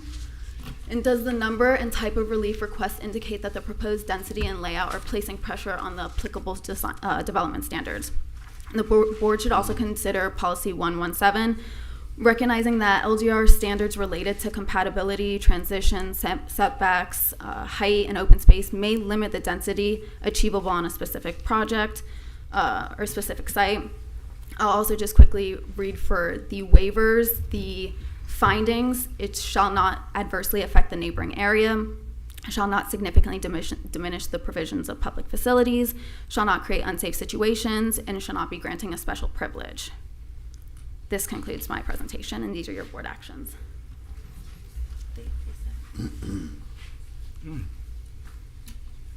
Thank you. Thank you. At this time, public comment is open. If there's anyone here who wishes to speak, please step to the podium. And hi, for the record, my name is Gary Leopoulos. My address is 1021 Northwest 5th Avenue. I didn't know about this project tonight. I'm speaking only because I did speak against the previous project that came before the City Commission, which was a dealership. And it's more about the history. Jeff hits upon it about the North Federal Highway master plan that was done. There was a vision. And one of the visions was not to have dealerships. And so that's why, I spoke against the last one. The other item, though, was the thought was, okay, how are we going to slow down traffic? How are you going to get that, again, walkability, people from North Federal to walk all the way downtown? It was a great vision. I don't know if that's ever going to happen. But Jeff hit upon it. I do believe that maybe this vision should be looked at again. I think this is totally appropriate. I think it's respectful to Gulfstream. Hacienda neighborhood in the late 90s or even in the 90s this is the neighborhood that is east of Federal, north of George Bush, was hurting. I mean, there wasn't a lot going on. Now, obviously, there's a lot going on, and now you're starting to realize that side of the corridor is residential. Maybe the thought is we should be thinking about the west side of Federal and Dixie and doing the mixed use. You can have all your services occurring off of Dixie. You're not going to be seeing it along Federal Highway, and you can get that mixed use that everybody wants. We do need the residents to support this, meaning live, work, play. So with that, I'd just like you to really consider approving this project. I think it's a great one. I think it's a great layout. Thank you. thank you.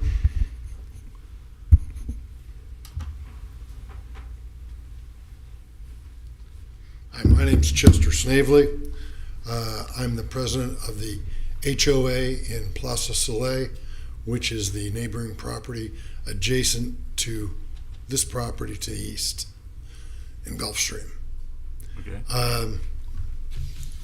We've worked for well over a year with the applicant on the design, on the overall design of this project, and we are in enthusiastically total support of this project after what we went through with the dealership exercise.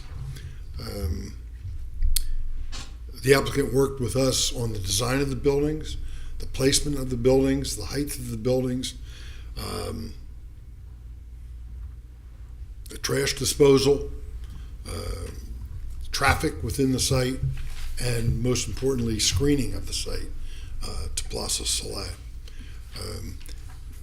After what we're witnessing in Boynton Beach right now with the Live Local project, we were terrified about something like that coming to this 4+ acre site.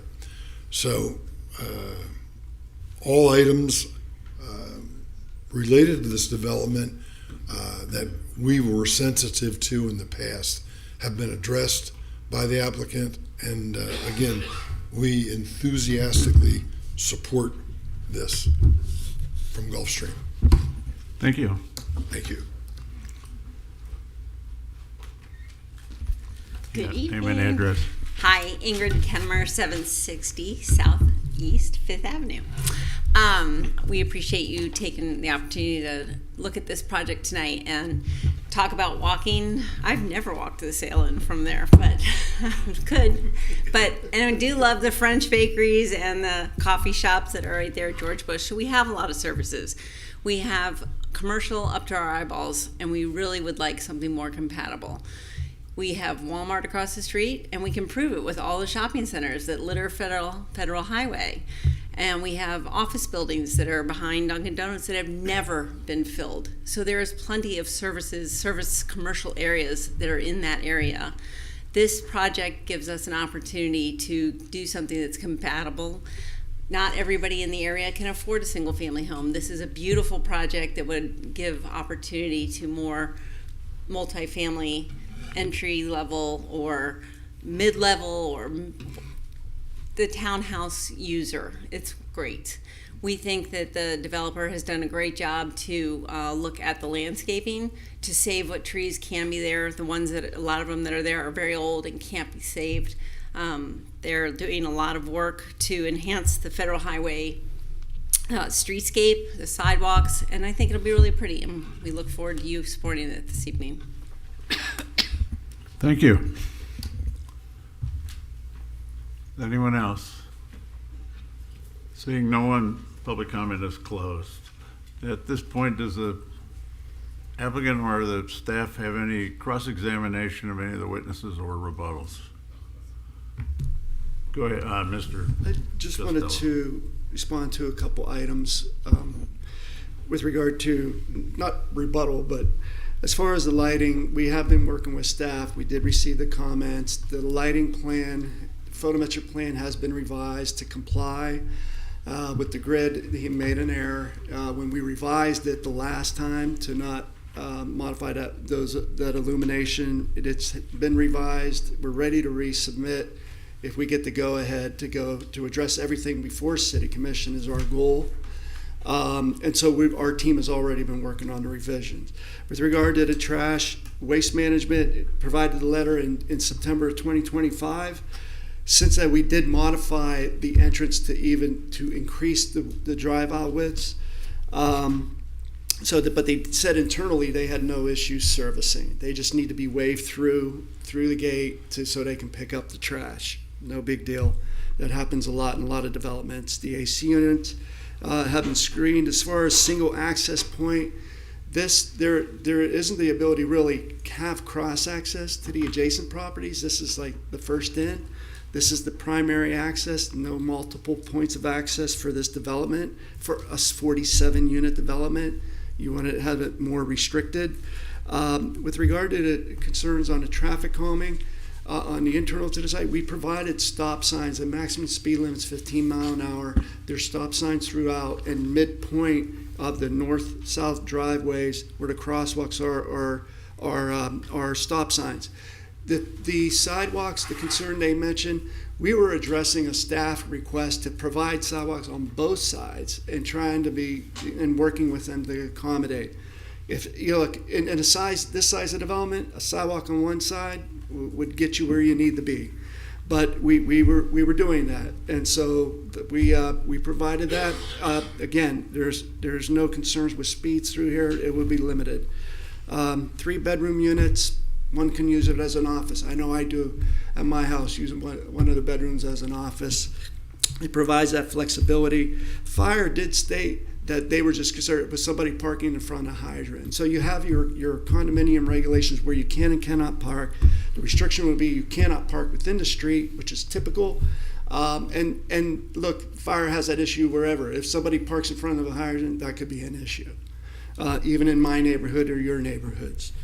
And so that's really what I wanted to address. If there's anything that Carlos would like to respond to on the architecture, no? Okay.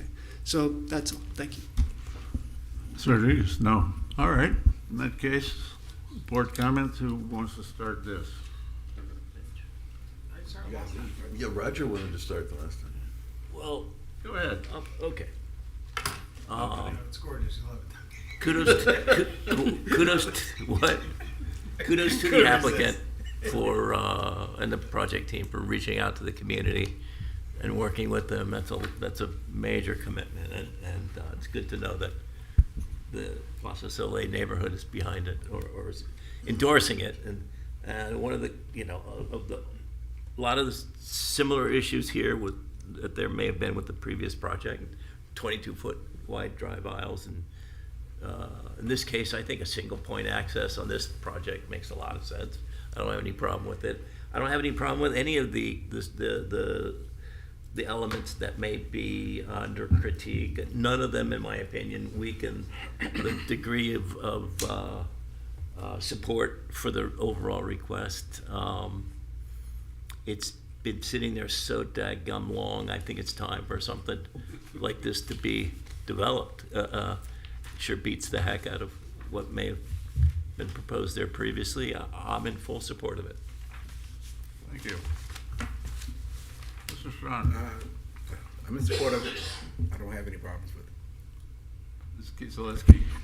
I just have a couple questions and then some other thoughts that I wanted to share. I know a lot of commercial and office in particular has changed so significantly in recent years. So the emphasis to keep commercial and office uses is very difficult. I typically believe we should try to maintain what we've said we need in terms of commercial, industrial, and everything else, just so we have those employment centers. But I think in this situation, that part of the corridor really is evolving, it is changing. There are so many different types of uses in here that a project like this can help serve as a transition among all of them, even though it is taking away from some of the commercial uses. I did have a question for staff in terms of the front fence waiver on Federal. Has that been done before? I want to make sure we're not setting any kind of precedences by putting that fence in the right of way. Not that I that know of setback. from the top of my head. And one thing I'll add to that as well, because the idea or concept of precedence comes up frequently with waivers, variances, etc. So, of course, every application stands on its own. And property is one of the most unique things under the law. And so everyone will be different on who its neighbor is, what its shape is, its size is, and all those different things. So whenever it comes up, I try to alleviate any board member's concerns that you're not setting a precedence in that if you grant it for this property on this applicant for this type of development, that necessarily even the neighbor would be entitled to that, because it's going to be different property, different size, different development. So Yeah, I think it helps promote the new urbanist kind of concept with this. So it makes some sense to give the proposed neighborhood some security going forward. I had some concerns with the massing and the articulation, but since especially on the rear end side, but if the Gulfstream folks are happy with it, I'm happy with it. I'll coattail on the fence design. I wanted to ask a little bit more information about it, but I thought it was not terribly important. I mean, Jeff, there's two different fence designs that I can find in the architectural package. I'm not sure which one of them is being proposed for the fence in question in the dedication along Federal. It was a black aluminum That's fence, it? 6 feet high. That's it? With the white columns. Yeah. Columns every so often. Yes, every. How many feet are the columns? 6 feet, Carlos? A white column supporting the black aluminum fence. Okay. Yeah. Oh, okay, like that. All right. Yeah. Yeah, so it's, Photo of it too. It's similar to It's- what, if you look at St. George's Townhomes near George Bush. Correct. You see how close that fence? Yeah. It's the same Yes. Okay. scenario. Okay. It's All right. pretty much, and it provides a privacy. And the 6 feet is why? The privacy, yeah. I think that, and then on each side of that, you'll have landscaping. So really, the fencing is going to get obscured by the landscaping. That if you take a closer look at that, you'll see it's on each side. Because I think we need to be concerned about the Delray residents and what they see as well. It's going to be a It- beautiful, well-landscaped, decorative fence similar to St. George's. I think that's a 6 foot high decorative. In fact, that just has a hedge, I think, on the outside. This is going to have more vertical elements as well. Trees and stuff. You can't get off that easily. Yeah. Are you done, Karen? Yeah, I shared Karen's concerns about the density and the massing. And I had a question, and staff, the 36 unit townhome required 3 offload things. This one is bigger and it required 2. Are we going to get rid of all that offload stuff? Because it's all going nowhere now. It's based off of square footage, not unit count. So the smaller unit had a third more This- square footage? No, it's the actual overall project square footage. So Oh, side of this the project. yeah. So this- not the footprint of the buildings. Yeah, this project Why? had a I've smaller never- square I've footage never been than able to the other figure that one. out. Okay. Which Uh, I think is again another reason why maybe it supports not applying it for townhouses, just because of how the regulation was written for something different than this is.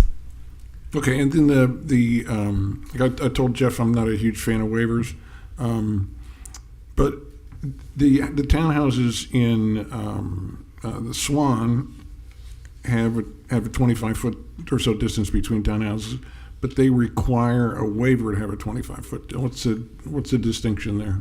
So that project is in the CBD, and that code section Different zoning, 4462 okay. specifically says not applicable for CBD zoning. This is in I thought GC. they were both in CBD, so they're not. No, this one's in GC. Oh, that's right. GC. Okay. Let's see. Oh, and I guess it's just like a broken record. So at some point, I'd like to see some, if not low income housing, some workforce housing in these projects, because I don't think policemen and firemen are going to be able to afford any one of these townhouses on their salaries. It would be nice if we could get some set up. That's it. Well, So you know, this is not an area that allows a density bonus. It's not applicable in this area. Right. So even if they wanted, and it's less than it. But just keep that in mind if you look at the redevelopment plan for North Federal to allow that density bonus. yeah, I'm just appealing to the greater good of the builders. That's the chart. Could we clarify whether or not this is sub-district 4 or so of the CBD? I thought it extended that far north. No, this isn't within the CBD. This is in GC zoning district, Where does that sub-district end then? where the CBD ends too. I think I have I mean the sub-district on Federal. The sub-district is within the CBD in the CBD zoning district, so it doesn't extend further from the CBD. Let's see if I have a zoning map. No, I'm just trying to get the boundary of it. What's the northern boundary of it? Right there. So CBD ends at George you Bush. see like CBD, the little bit of purple right there. That's where CBD ends right there, and then all this is GC and AC. Okay. All right, then that makes sense to the answer to the previous question. Could someone point out to me where the sidewalks are in the property?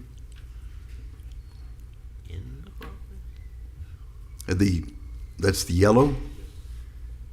Okay, so people are not going to have to walk on the street or the drive aisle. No. But you're saying the sidewalk's not raised? Correct. So they are. It's basically the same as walking on the street. It's There's no. It doesn't.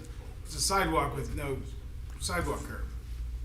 Correct. It does not have a curb. It's sort of if you were to walk on George Bush Boulevard, east of Northeast 2nd Avenue. You'll see when they redid that street, the sidewalk's flush with the street. Beautiful. And so it's that in this case, where we had all these driveways, instead of trying to, the serpentine type of thing. So, and really, if you think about it, there's a 22-foot aisle width, and then I think the sidewalk's at least 4 feet wide on each side. So you have, 30 feet. And what about outside the property along Federal Highway? So there's a bike lane there now, right? Yes, and we're with the right turn lane. We're providing the buffer zone, which is a now new standard, the 2-foot buffer zone, and then we're also increasing the sidewalk width, I believe, out in front of the project. Right now, you see there's that 3-foot utility strip. We got to modify the sidewalk for the right turn lane, so it's going to be wide. I think it's only 4 feet wide right now. Yeah, so it's going to be increased to meet the standards. Jeff, also you mentioned the marketing study that you funded, right, through the CRA in 2014 or so? Yes. What did that envision for this area from a marketability? Well, at the time, it identified the challenges with regard to providing the retail and office and the support that was needed for those particular types of businesses where increases in density or more residential in the immediate area. And so that's what it envisioned. Now, I think the idea there was, look, there may be some folks that get priced out of Atlantic. Would this be the appropriate corridor? This is a very auto-oriented corridor. It's a highway. It's a federal highway. So it's it's a challenging concept, and so it takes a lot to work in. I mean, but that's what was envisioned at that time. They didn't specifically say boutique. I think it was a matter of trying to get the density to the point where it would have uses that would serve the adjacent residents. But you need that concentration to have those businesses established.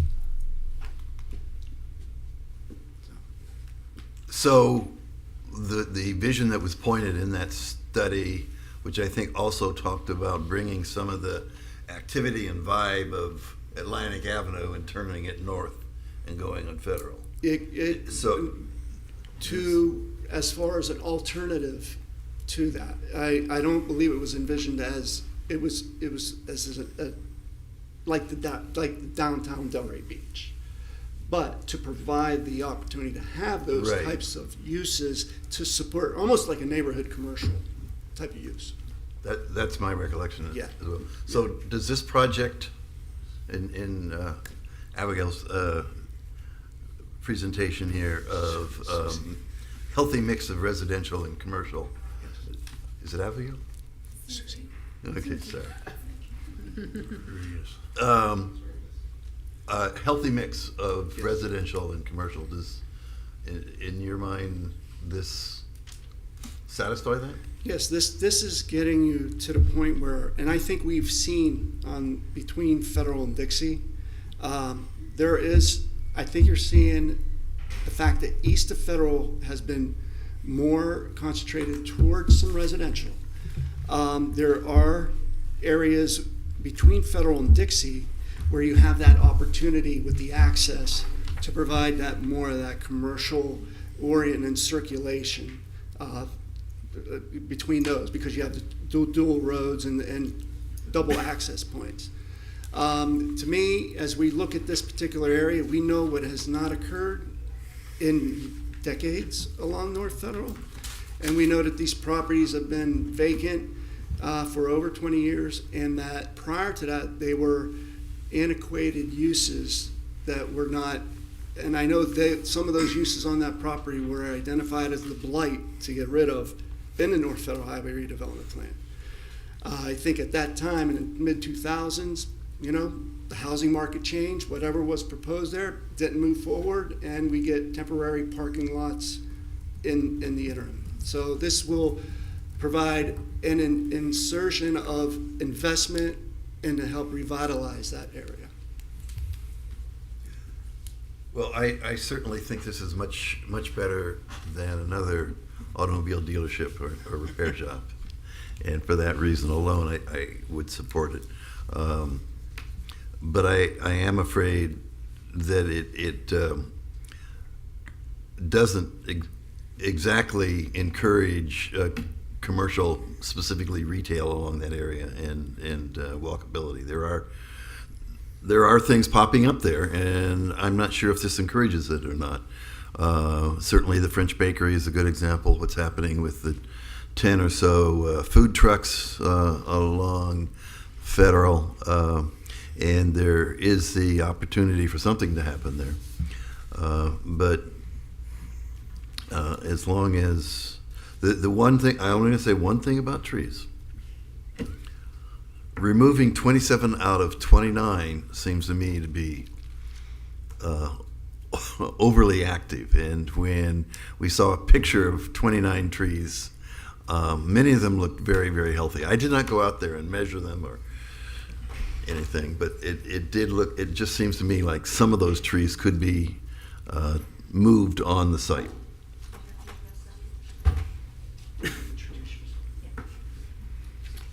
Hello, I am Johanna Mead from 1952 Madison Street in Hollywood. I'm the landscape architect on the project.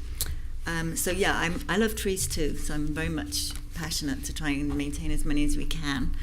Did you get the arborist report? Yes. Yes, you looked at that.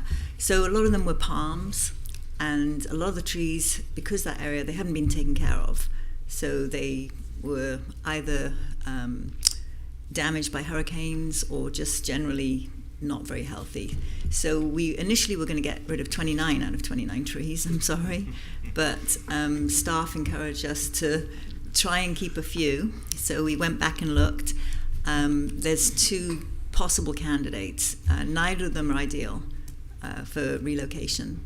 So we are relocating 2 trees, 2 oaks. So that's kind of the best we can do.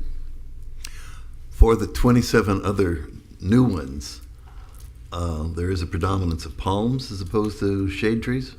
Within the site? Within the site. We have met we're over on the requirement of trees. So we have a lot of native trees.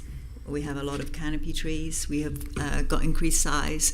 There are a lot of palms, but they're just additional. So we have higher palm. I mean, you don't have a requirement for palms, but we do have a lot, yes. Okay. But we do meet the actual requirement of trees. And there's a lot of natives. We have more natives than more than the requirement. Okay. Because I love natives too, so I'm with you on that. Thank you. You're welcome. Thank you. Sure. Mr. Katz. First of all, I'll start off by saying I agree with Ms. Howell, who called me about did they get that wrong on the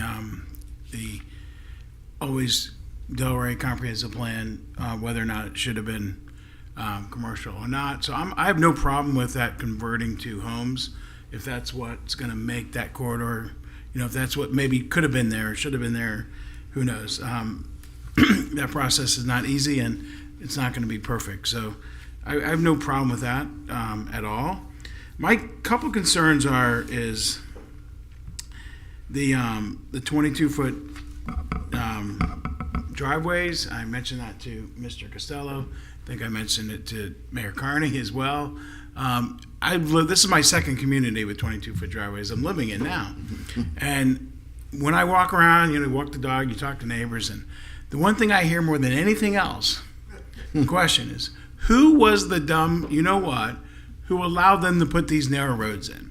While people are trying to maneuver around. I mean, literally, if I had a nickel for every time I've heard that walking through Bexley Park, walking through the Colony, even walking through some other neighborhoods as well with these narrow roads, that's the biggest concern, because what happens is inevitably people, whether you can or not, will park on the street.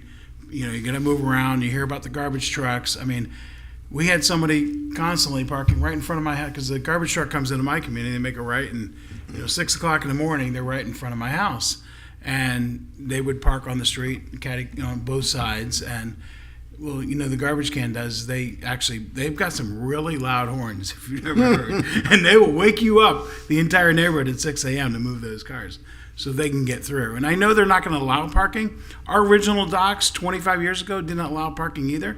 But then as families, all started having kids and multiple generations, they just, we just can't enforce it at some point. We had to make it where it's one side of the street you can park on this month, and then the other side, you go to the other side. But I think that these that's why I was very happy with the last project, that they did a wider street. I know there was the curve, a little bit of problem. This whole thing too with the visitor lane, if it's too narrow for a garbage truck, first of all, Mr. Costello, you said the garbage truck is going to be able to go through the owner's lane. How are they going to do that? They're going to have a pass, or because they're not going to be able to wave through. There's not going to be. You don't have a guard there. There's nobody to wave them in. So the design that you see now was different in September 2025. But with regard to it, they could still there's an ability for 2 vehicles to go by. So that's 20 feet wide where you have the call box. Right, but So you're gonna have it a wasn't- callbacks you're gonna have one lane for visitors, right? You're gonna have one lane for owners. Yeah. The garbage guy is telling you, I can't make it through that visitor side. How's he gonna get through the owner side unless he lives there with a parking pass, with an RF reader that on his truck that lets him in? So, like I said before, in September of 2025, the design of the entrance was different. It was really one giant curve. Okay. Okay. This has the separation of the 2 lanes. Okay. And so the vehicle can go to the call box, and then they put in their whatever code, and then they go Because in. the garbage, they have their own code. They Yeah, I go get in. that, yeah. They go in. So I think their initial concerns was how we modified that. If you want, I'll go back to them and get another letter, and because internally they had no issues picking up or maneuvering on site. So I mean, I'll do it. Because I will say, if they have a problem with that visitor gate, you're gonna have problems with delivery trucks, with there's lots of vehicles all day that show up to those visitor boxes. Yeah, and so the way it's designed, So there's you've 2 changed vehicles it since that letter Yeah. came out from the waste Yes. management. So it's not applicable now? The Well, staff- like I said, I'll go get another letter if they Okay. want. I think that'd be important, because That's fine. because again, it's not just the garbage truck. If it's that, the other delivery trucks are the same size, then you're gonna have the stacking issues, which we're giving a waiver for federal highway. So if trucks are stuck there and they can't get through, and they're waiting for a car to come through so they can, go through the owner side. And I see the same issues here, because call boxes go down. That is another issue too I have with the stacking, which really helped me, is that you have the right turn lane with the stacking, so that really helps with backup. Are they able to turn left off of Federal into No, it? They it's a can't, right so- turn only. In Okay. fact, depending if we go forward before the dealership, we would be responsible to build the left turn lane to prevent vehicles from cutting through. Right. So that's a whole. So it's a right in, right out, and it's the DOT supported, or their letter supports with this design. Okay. Listen, like I said, I definitely had concerns with the stacking. The right turn lane helps me in that area, because And the cars need to go somewhere. They're going to get backed up. People I mean, you get people trying to work these stupid boxes. I see them all the time. We actually had a guy who lived in our community, went through the exit gate and crashed right into it because he was too old now to figure out the call box. But you have a question? You want to go ahead? I do. And somebody correct me. Jeff, you're not asking for any relief in drive widths at the entry gate. Maybe a little relief with the stacking. I'm trying to get down. There was a back to reduction in stacking, and that was approved by the city engineer in Florida and FDOT. So, Mitch, he's meeting the code and all the widths that you're saying trucks can't deal with. No, but he was referring to the so if you look at the width now, it's 24 feet wide. Yeah. Between that island where the call box is, yes, and the edge of the resident. It wasn't designed like that before. And so when the letter was sent in September of 2025, that design was that there wasn't 24 feet on one side entering. Gotcha. Now there is. So if you want an updated letter, we'll get it, but it meets it. Okay. I don't need a letter, right? Trust you. Listen, you're the ones that deal with it, but it says 24. Just if you took that 24 and then the 5 feet, you've got a 41 foot wide street coming in. If you at the are they 41 feet wide? Are the lanes not delineated with barriers to keep residents and visitors? Paint stripe. Okay, just paint stripe. All right, because that's the most. There's no curbing in between visitor and guest. No. Okay. A little island, yeah. See, this if you so there's no. It's just striping, and it's only so people could just. It's only 47 units. And in my development off of Lake Ida, the Delray Lakes, it has less stacking, has dual, very similar to this, and there's been no issue. So take that island out. That's all the questions I have. Party there. You're up, Mr. Chair. Well, I was waiting for everybody to get finished. Yeah, when I looked at this originally, I had a couple of concerns. Seemed like a lot of massing in that property, which I think upon review appears really to be not as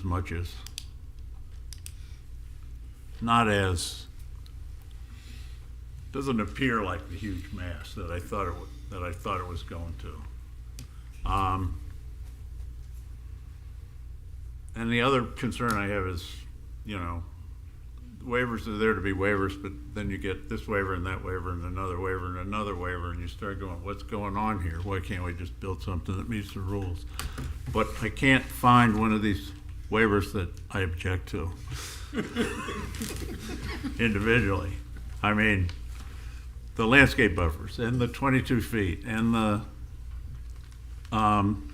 fence, that particular fence in the right of way, or not in the right of way, but in the setback, looks reasonable. And I think I echo more or less what Mr. Katz said, but at talking to Mr. Carney, talking to Ms. Howell, and thinking about it, I think we need to rethink. Delray needs to rethink what we want to do with North Federal. Mm-hmm. And I think this is a step in the right direction. And I kind of get the chicken and the egg thing. You want to have the retail, but there's no point having retail if there's nobody there to use it. So do you build the retail and then hope that you get residential, or can you build some residential and hope that encourages the retail? And I think makes this an appropriate development for that corridor. But I do think the overall plan, I think that we need to relook at what North Federal's should be in detail. But having said all that, you're looking for a motion. I'm looking for a motion. My concerns are alleviated.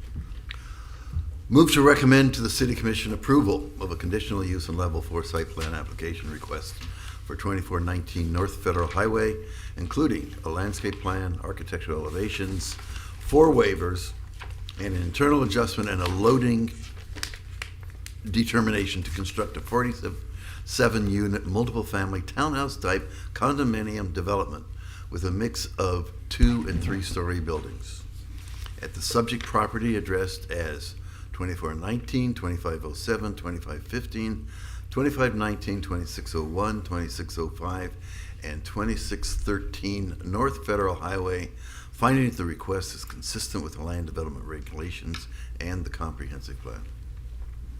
Second. We have a motion by Mr. Chard, second by Mr. Strawn, and Ms. Miller, would you please call the roll? Karen Kieselewski. Yes. Mitch Katz. Yes.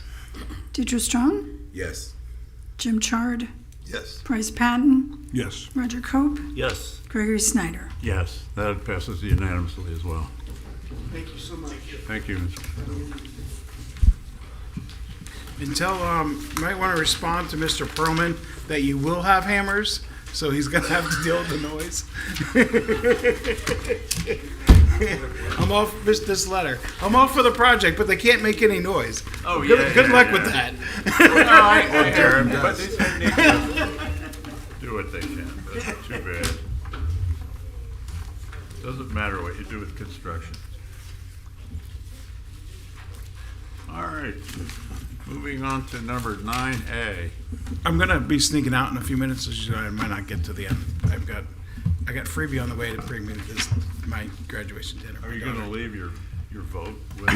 Yeah, do you want to give me your vote? I'm probably already a yes on this. We asked for this, so. The board member must be present to vote. Yeah, sorry. No proxies.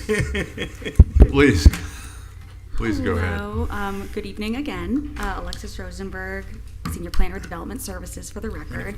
And I will be entering in project file number 592-2026 into the record, which is a city-initiated request to amend and update the land development regulations to establish pet grooming as a principal use instead of a conditional use, and to establish pet hotels, shelters, training, and daytime boarding as a principal use instead of a conditional use in the mixed industrial commercial district, industrial district, and light industrial district. So currently, pet grooming is a conditional use in these following zoning districts, most of which are commercial and industrial-based zoning. Some of them are mixed use, so do allow some residential uses as well. And then just diving a little bit into the history of how pet grooming came to require a conditional use. October 19th, 2021, the city adopted Ordinance 17-21, which updated the regulations for domestic animal services. This was due to the rise of a lot of day and night boarding services and other outdoor use areas the city was seeing with the pet service uses coming forward. So the standards that were adopted are outlined in LDR section 4.3.3W, which is labeled domestic animal services. And these standards and regulations address required parking, hours of operation, specific distance requirements from residential uses, if there's an outdoor use component. And there were also some definitions that were established with this ordinance, including domestic animal services, which include veterinary clinics, pet service facilities, pet hotels, and animal shelters. And then separately, pet services, which pet services is a branch of domestic animal services, and that includes grooming, bathing, training, and daytime boarding. A thing to note is that prior to the adoption of this ordinance, pet grooming was permitted as a principal use, but in an abundance of caution, it was grouped in with the definition of pet services, and all of that, pet services and domestic animal services, were all grouped in to require a conditional use process. So then going down the line, as some time went by, the city realized that there were certain uses within these definitions that were not as intense as the others. And so one of the first businesses that the city saw coming forward a lot were veterinary clinics that did not necessarily require or deem it appropriate to go through a conditional use process. So July 8th, 2025, the city adopted Ordinance 11-25, which allowed veterinary clinics to go through the process as a principal use instead of a conditional use. And then following that, there were other uses, and for example, the pet grooming, which is in front of you tonight, and that was also seen as a use that was not as impactful as some of the other uses within the definition of domestic animal services that didn't necessarily warrant a conditional use review. So on November 18th, 2025, the City Commission directed staff to take a look at amending the land development regulations to make pet grooming a principal use instead of a conditional use. And then just going into some data, since the passing of Ordinance 17-21, 4 standalone pet grooming businesses have come in and have been approved through the conditional use process. There's currently 11 standalone pet grooming businesses in the city and 3 domestic animal service uses, for example, like a veterinary clinic that also offer pet grooming services. A lot of dogs. Yes. Just going into the difference in process of a principal use versus a conditional use. So principal use uses, so for example, veterinary clinics that are now allowed through a principal use, while it goes through a staff level review through the process called a zoning certificate of use, which is still administratively reviewed by staff, these uses are still subject to the requirements in the land development regulations. So LDR section 4.3.3W that I had mentioned before that outlines parking standards, additional setbacks, or restrictions from residential areas, those still all apply. It just doesn't go to a board. However, if there is any outdoor component, then it automatically gets bumped to a conditional use review. Now looking at the conditional use process, so this has to go through staff review, then it comes to the Planning and Zoning Board for a recommendation to City Commission. It also requires mailers to all property owners within 500 feet. So when it comes to certain uses like the pet grooming, the city had noticed that there were a lot of requirements in 4.3.3W that all the pet grooming always followed, and so this process was a little excessive. Moving on, so just trying to break down the ordinance a little bit more. So the pet services definition, which again, it includes grooming, bathing, training, and daytime boarding. The definition is staying the same. However, we're just extracting pet grooming, which includes bathing, when it comes to allowing them in each of the currently listed zoning districts it's listed as a conditional use in, and just changing that to allowing it as a principal use. So training and daytime boarding, while part of the pet services definition, will remain a conditional use in the districts that it's currently allowed in. And then just here is a table that breaks down the proposal a little bit further. So highlighted is where the requested change is. So again, pet grooming specifically is proposed to go from a conditional use to a principal use in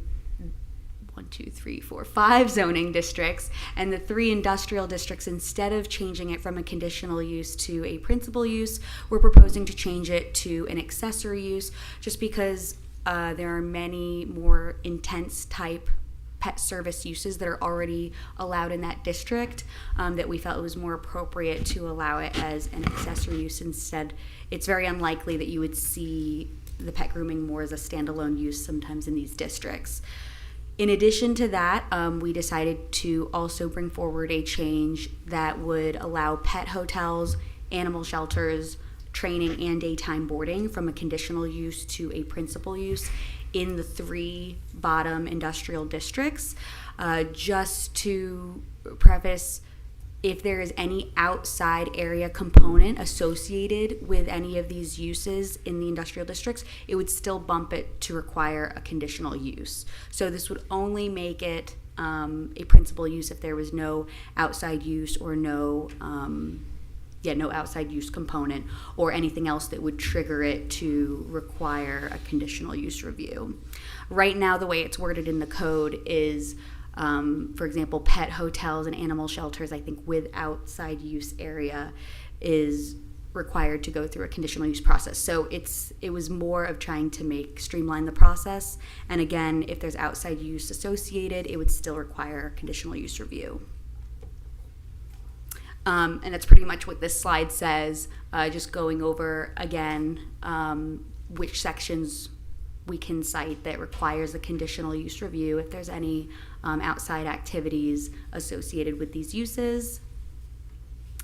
And then overall compatibility with the comprehensive plan. So the comprehensive plan talks about cultivating a more business-friendly environment, also encouraging concentrations of commercial services. So we feel that this request would help streamline the process for pet grooming, which is not nearly as intensive as some of the other uses it's categorized with.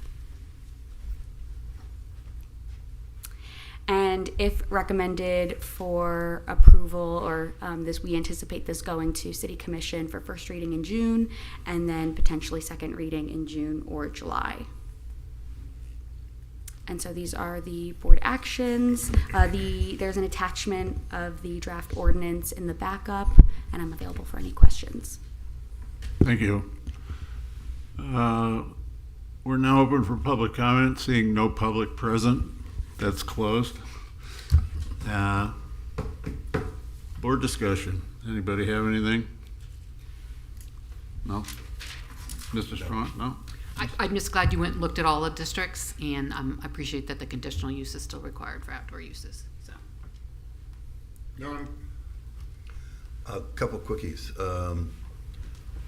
We also have Railroad District, right? Isn't that? That's an overlay. That's MROC? Oh, Railroad are you talking district about the is an railroad overlay. sub-district? The zoning along the railroad tracks. So there is mixed MROC, mixed residential office and commercial, is along one of the railroad districts, and then we have Central Business District. Railroad sub-district is another zoning district in the downtown along the railroad area. So we have the MROC is included in here to change pet grooming to principal, and then in the Central Business District, we're proposing the same thing, but pet hotels, animal shelters, training and boarding would stay conditional use. So in short, a district which is the railroad district, which could, and I think already does have pet grooming and pet boarding, is covered in this. That's what you just said. Yes, and I believe there are some areas along the railroad that are also zoned MIC, which is also up here. So I believe we looked at all MIC of those. and Yes. MROC. Yeah. Okay, good. The other thing is my understanding is the major complaints is the noise and the barking, and I guess during the day it's one thing, during the night it's a whole different. And so I'm wondering, when it says daytime boarding, when does that end? I mean, is that 6 o'clock, 7 o'clock? Yes, from my memory, because I know in the LDR section 4.33W, there are restricted hours of operation, and I believe it is till 7 p.m. Is 6 or 7 p.m. We can probably double check that. But those are the restricted hours of operation for any domestic animal service, unless they're going to be proposed as a pet hotel, which would include overnight boarding. Double check. Okay. The one that I am aware of that there's been a lot of controversy about is on Federal Highway backing into the single-family residential in Osceola Park, and that is close enough that it is a disturbance to at least some of the neighbors. Yes, so typically, so for pet grooming, for example, if there's a pet grooming service coming in, one of the criteria that is required in 433W is that there needs to be solid core doors and solid core walls. So it tries to ensure proper insulation to try and minimize the barking from going past the building. If there's any outdoor use area associated, then there's a distance requirement from a residential, I believe it's a residential zone district. And then that bumps it to a conditional use as well. But typically when we've been seeing the pet grooming uses come in, we check for the solid core doors and walls. We require that on the floor plan, and that's how we try and address the noise. And the distance from the facility or the area that has the barking dog to the residential is how many? 50 feet, 100 I feet? believe it's 500 feet. 300? 300 feet? Yeah. I think I remember approving that. And that is Facility. if there is an outdoor use component or an seriously. overnight component. Or even if it's a let me pull this up here actually.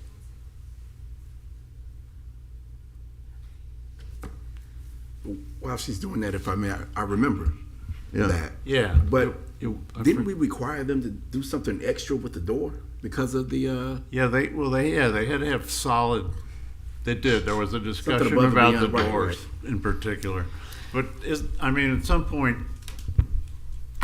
it becomes a code issue, and Correct. If they're making too much noise that they're not supposed to be making. And I think we found that we swung far too far, because this is all in response to Beach Dog, honestly, that you referred to in Osceola Park. So rather than treating that as a code case, we maybe went too far for something, because we've never had an issue with grooming services being a nuisance. The issue with them was that they actually had daytime boarding and none of those protections, like the solid core doors or the distance separation, and they had the outdoor use. So for a pet grooming place that's operating as it should, that's why we wanted to swing it back to really what made more sense for operators. And again, in answer to the question about hours of operation, 7 a.m. to 8 p.m. except for veterinary clinics. So even if you're a boarding place, that's got to be. If you're overnight boarding, you would have to cease your operations to the public by 8 o'clock. But That doesn't stop the barking. If they're right, that's why it's conditional use for boarding and overnight or any of those services rather than just grooming. Okay. And also to answer the question what the distance requirement is, so properties with any type of outdoor use area have to be at least 300 feet from a residentially zoned property. And even then, even if it's closer, for the more intense uses like boarding, that's why it has the conditional use process associated with it. So on a case-by-case basis, you can determine if it's a nuisance. Now, do we have to vote on this, or is it you're just presenting to us? Yes. We need a motion Yes, it would be a recommendation to City Commission. from somewhere. Noah? Go ahead. I'll Somebody. do Yeah, the I think a long. lawyer should Recommend do this. approval. Recommend approval to the City Commission of Ordinance Number 1126, a city-initiated request to amend and update Section 4.4.9 General Commercial District, Section 4.4.11 Neighborhood Commercial, Section 4.4.12 Planned Commercial, Section 4.4.13 CBD, Section 4.4.19 Mixed Industrial and Commercial, Section 4.420 Industrial District, Section 4.4.26 Light Industrial District, and Section 4.4.29 Mixed Residential Office and Commercial District of the LDR to establish pet grooming as a principal use instead of a conditional use, and to establish pet hotel, shelter, training, and daytime boarding as a principal use instead of a conditional use in the MIC Industrial and Light Industrial zoning districts. Second. We have a motion by Ms. Kuzaleski, second by Mr. Chard. I call a roll, please. I don't know. Karen Kisielewski, Yes. Mitch Katz is absent, Deidre Strong, Yes. Jim Chard, Yes. Bryce Patton, Yes. Roger Cope, Yes. Gregory Snyder. Yes, that's 6-0. All right, thank you. That's good. Thank you. Where are we? Staff comments. Thank you very much. You're welcome. That's good. The only thing I have to say is just our next meeting dates, which are June 15th. June 15th and July 20th. Okay, thank you. Board attorney comments. What did we do wrong? Nothing, Chair. Thank you very much. Hope you enjoy your Memorial Day weekend. Thank you. Okay, board comments. I'm starting with you. I really don't have anything to say other than I don't think we can do anything about it. These really big pages or files tend to crash the Yeah. computer. And if you really want to bore down into the details, Can't do it. like on a tree disposition plan or landscape plan, it just explodes. And I don't know what to do about that. I don't know either, but we can explore some options now that we're finding out it's difficult for you all to navigate it. We'll see if there's anything we can do to compress the files. But as you know, like when they're that large, sometimes our options are limited, but we'll absolutely look into it. Well, that'd be good. Okay. Bryce. No. Karen. David. Roger. Just good luck on the baby. Have a good. Yeah. So cool. Congratulations. Yep. No, I think I've said everything I have to say today. At this point, we're adjourned. Thanks, everybody. Thanks.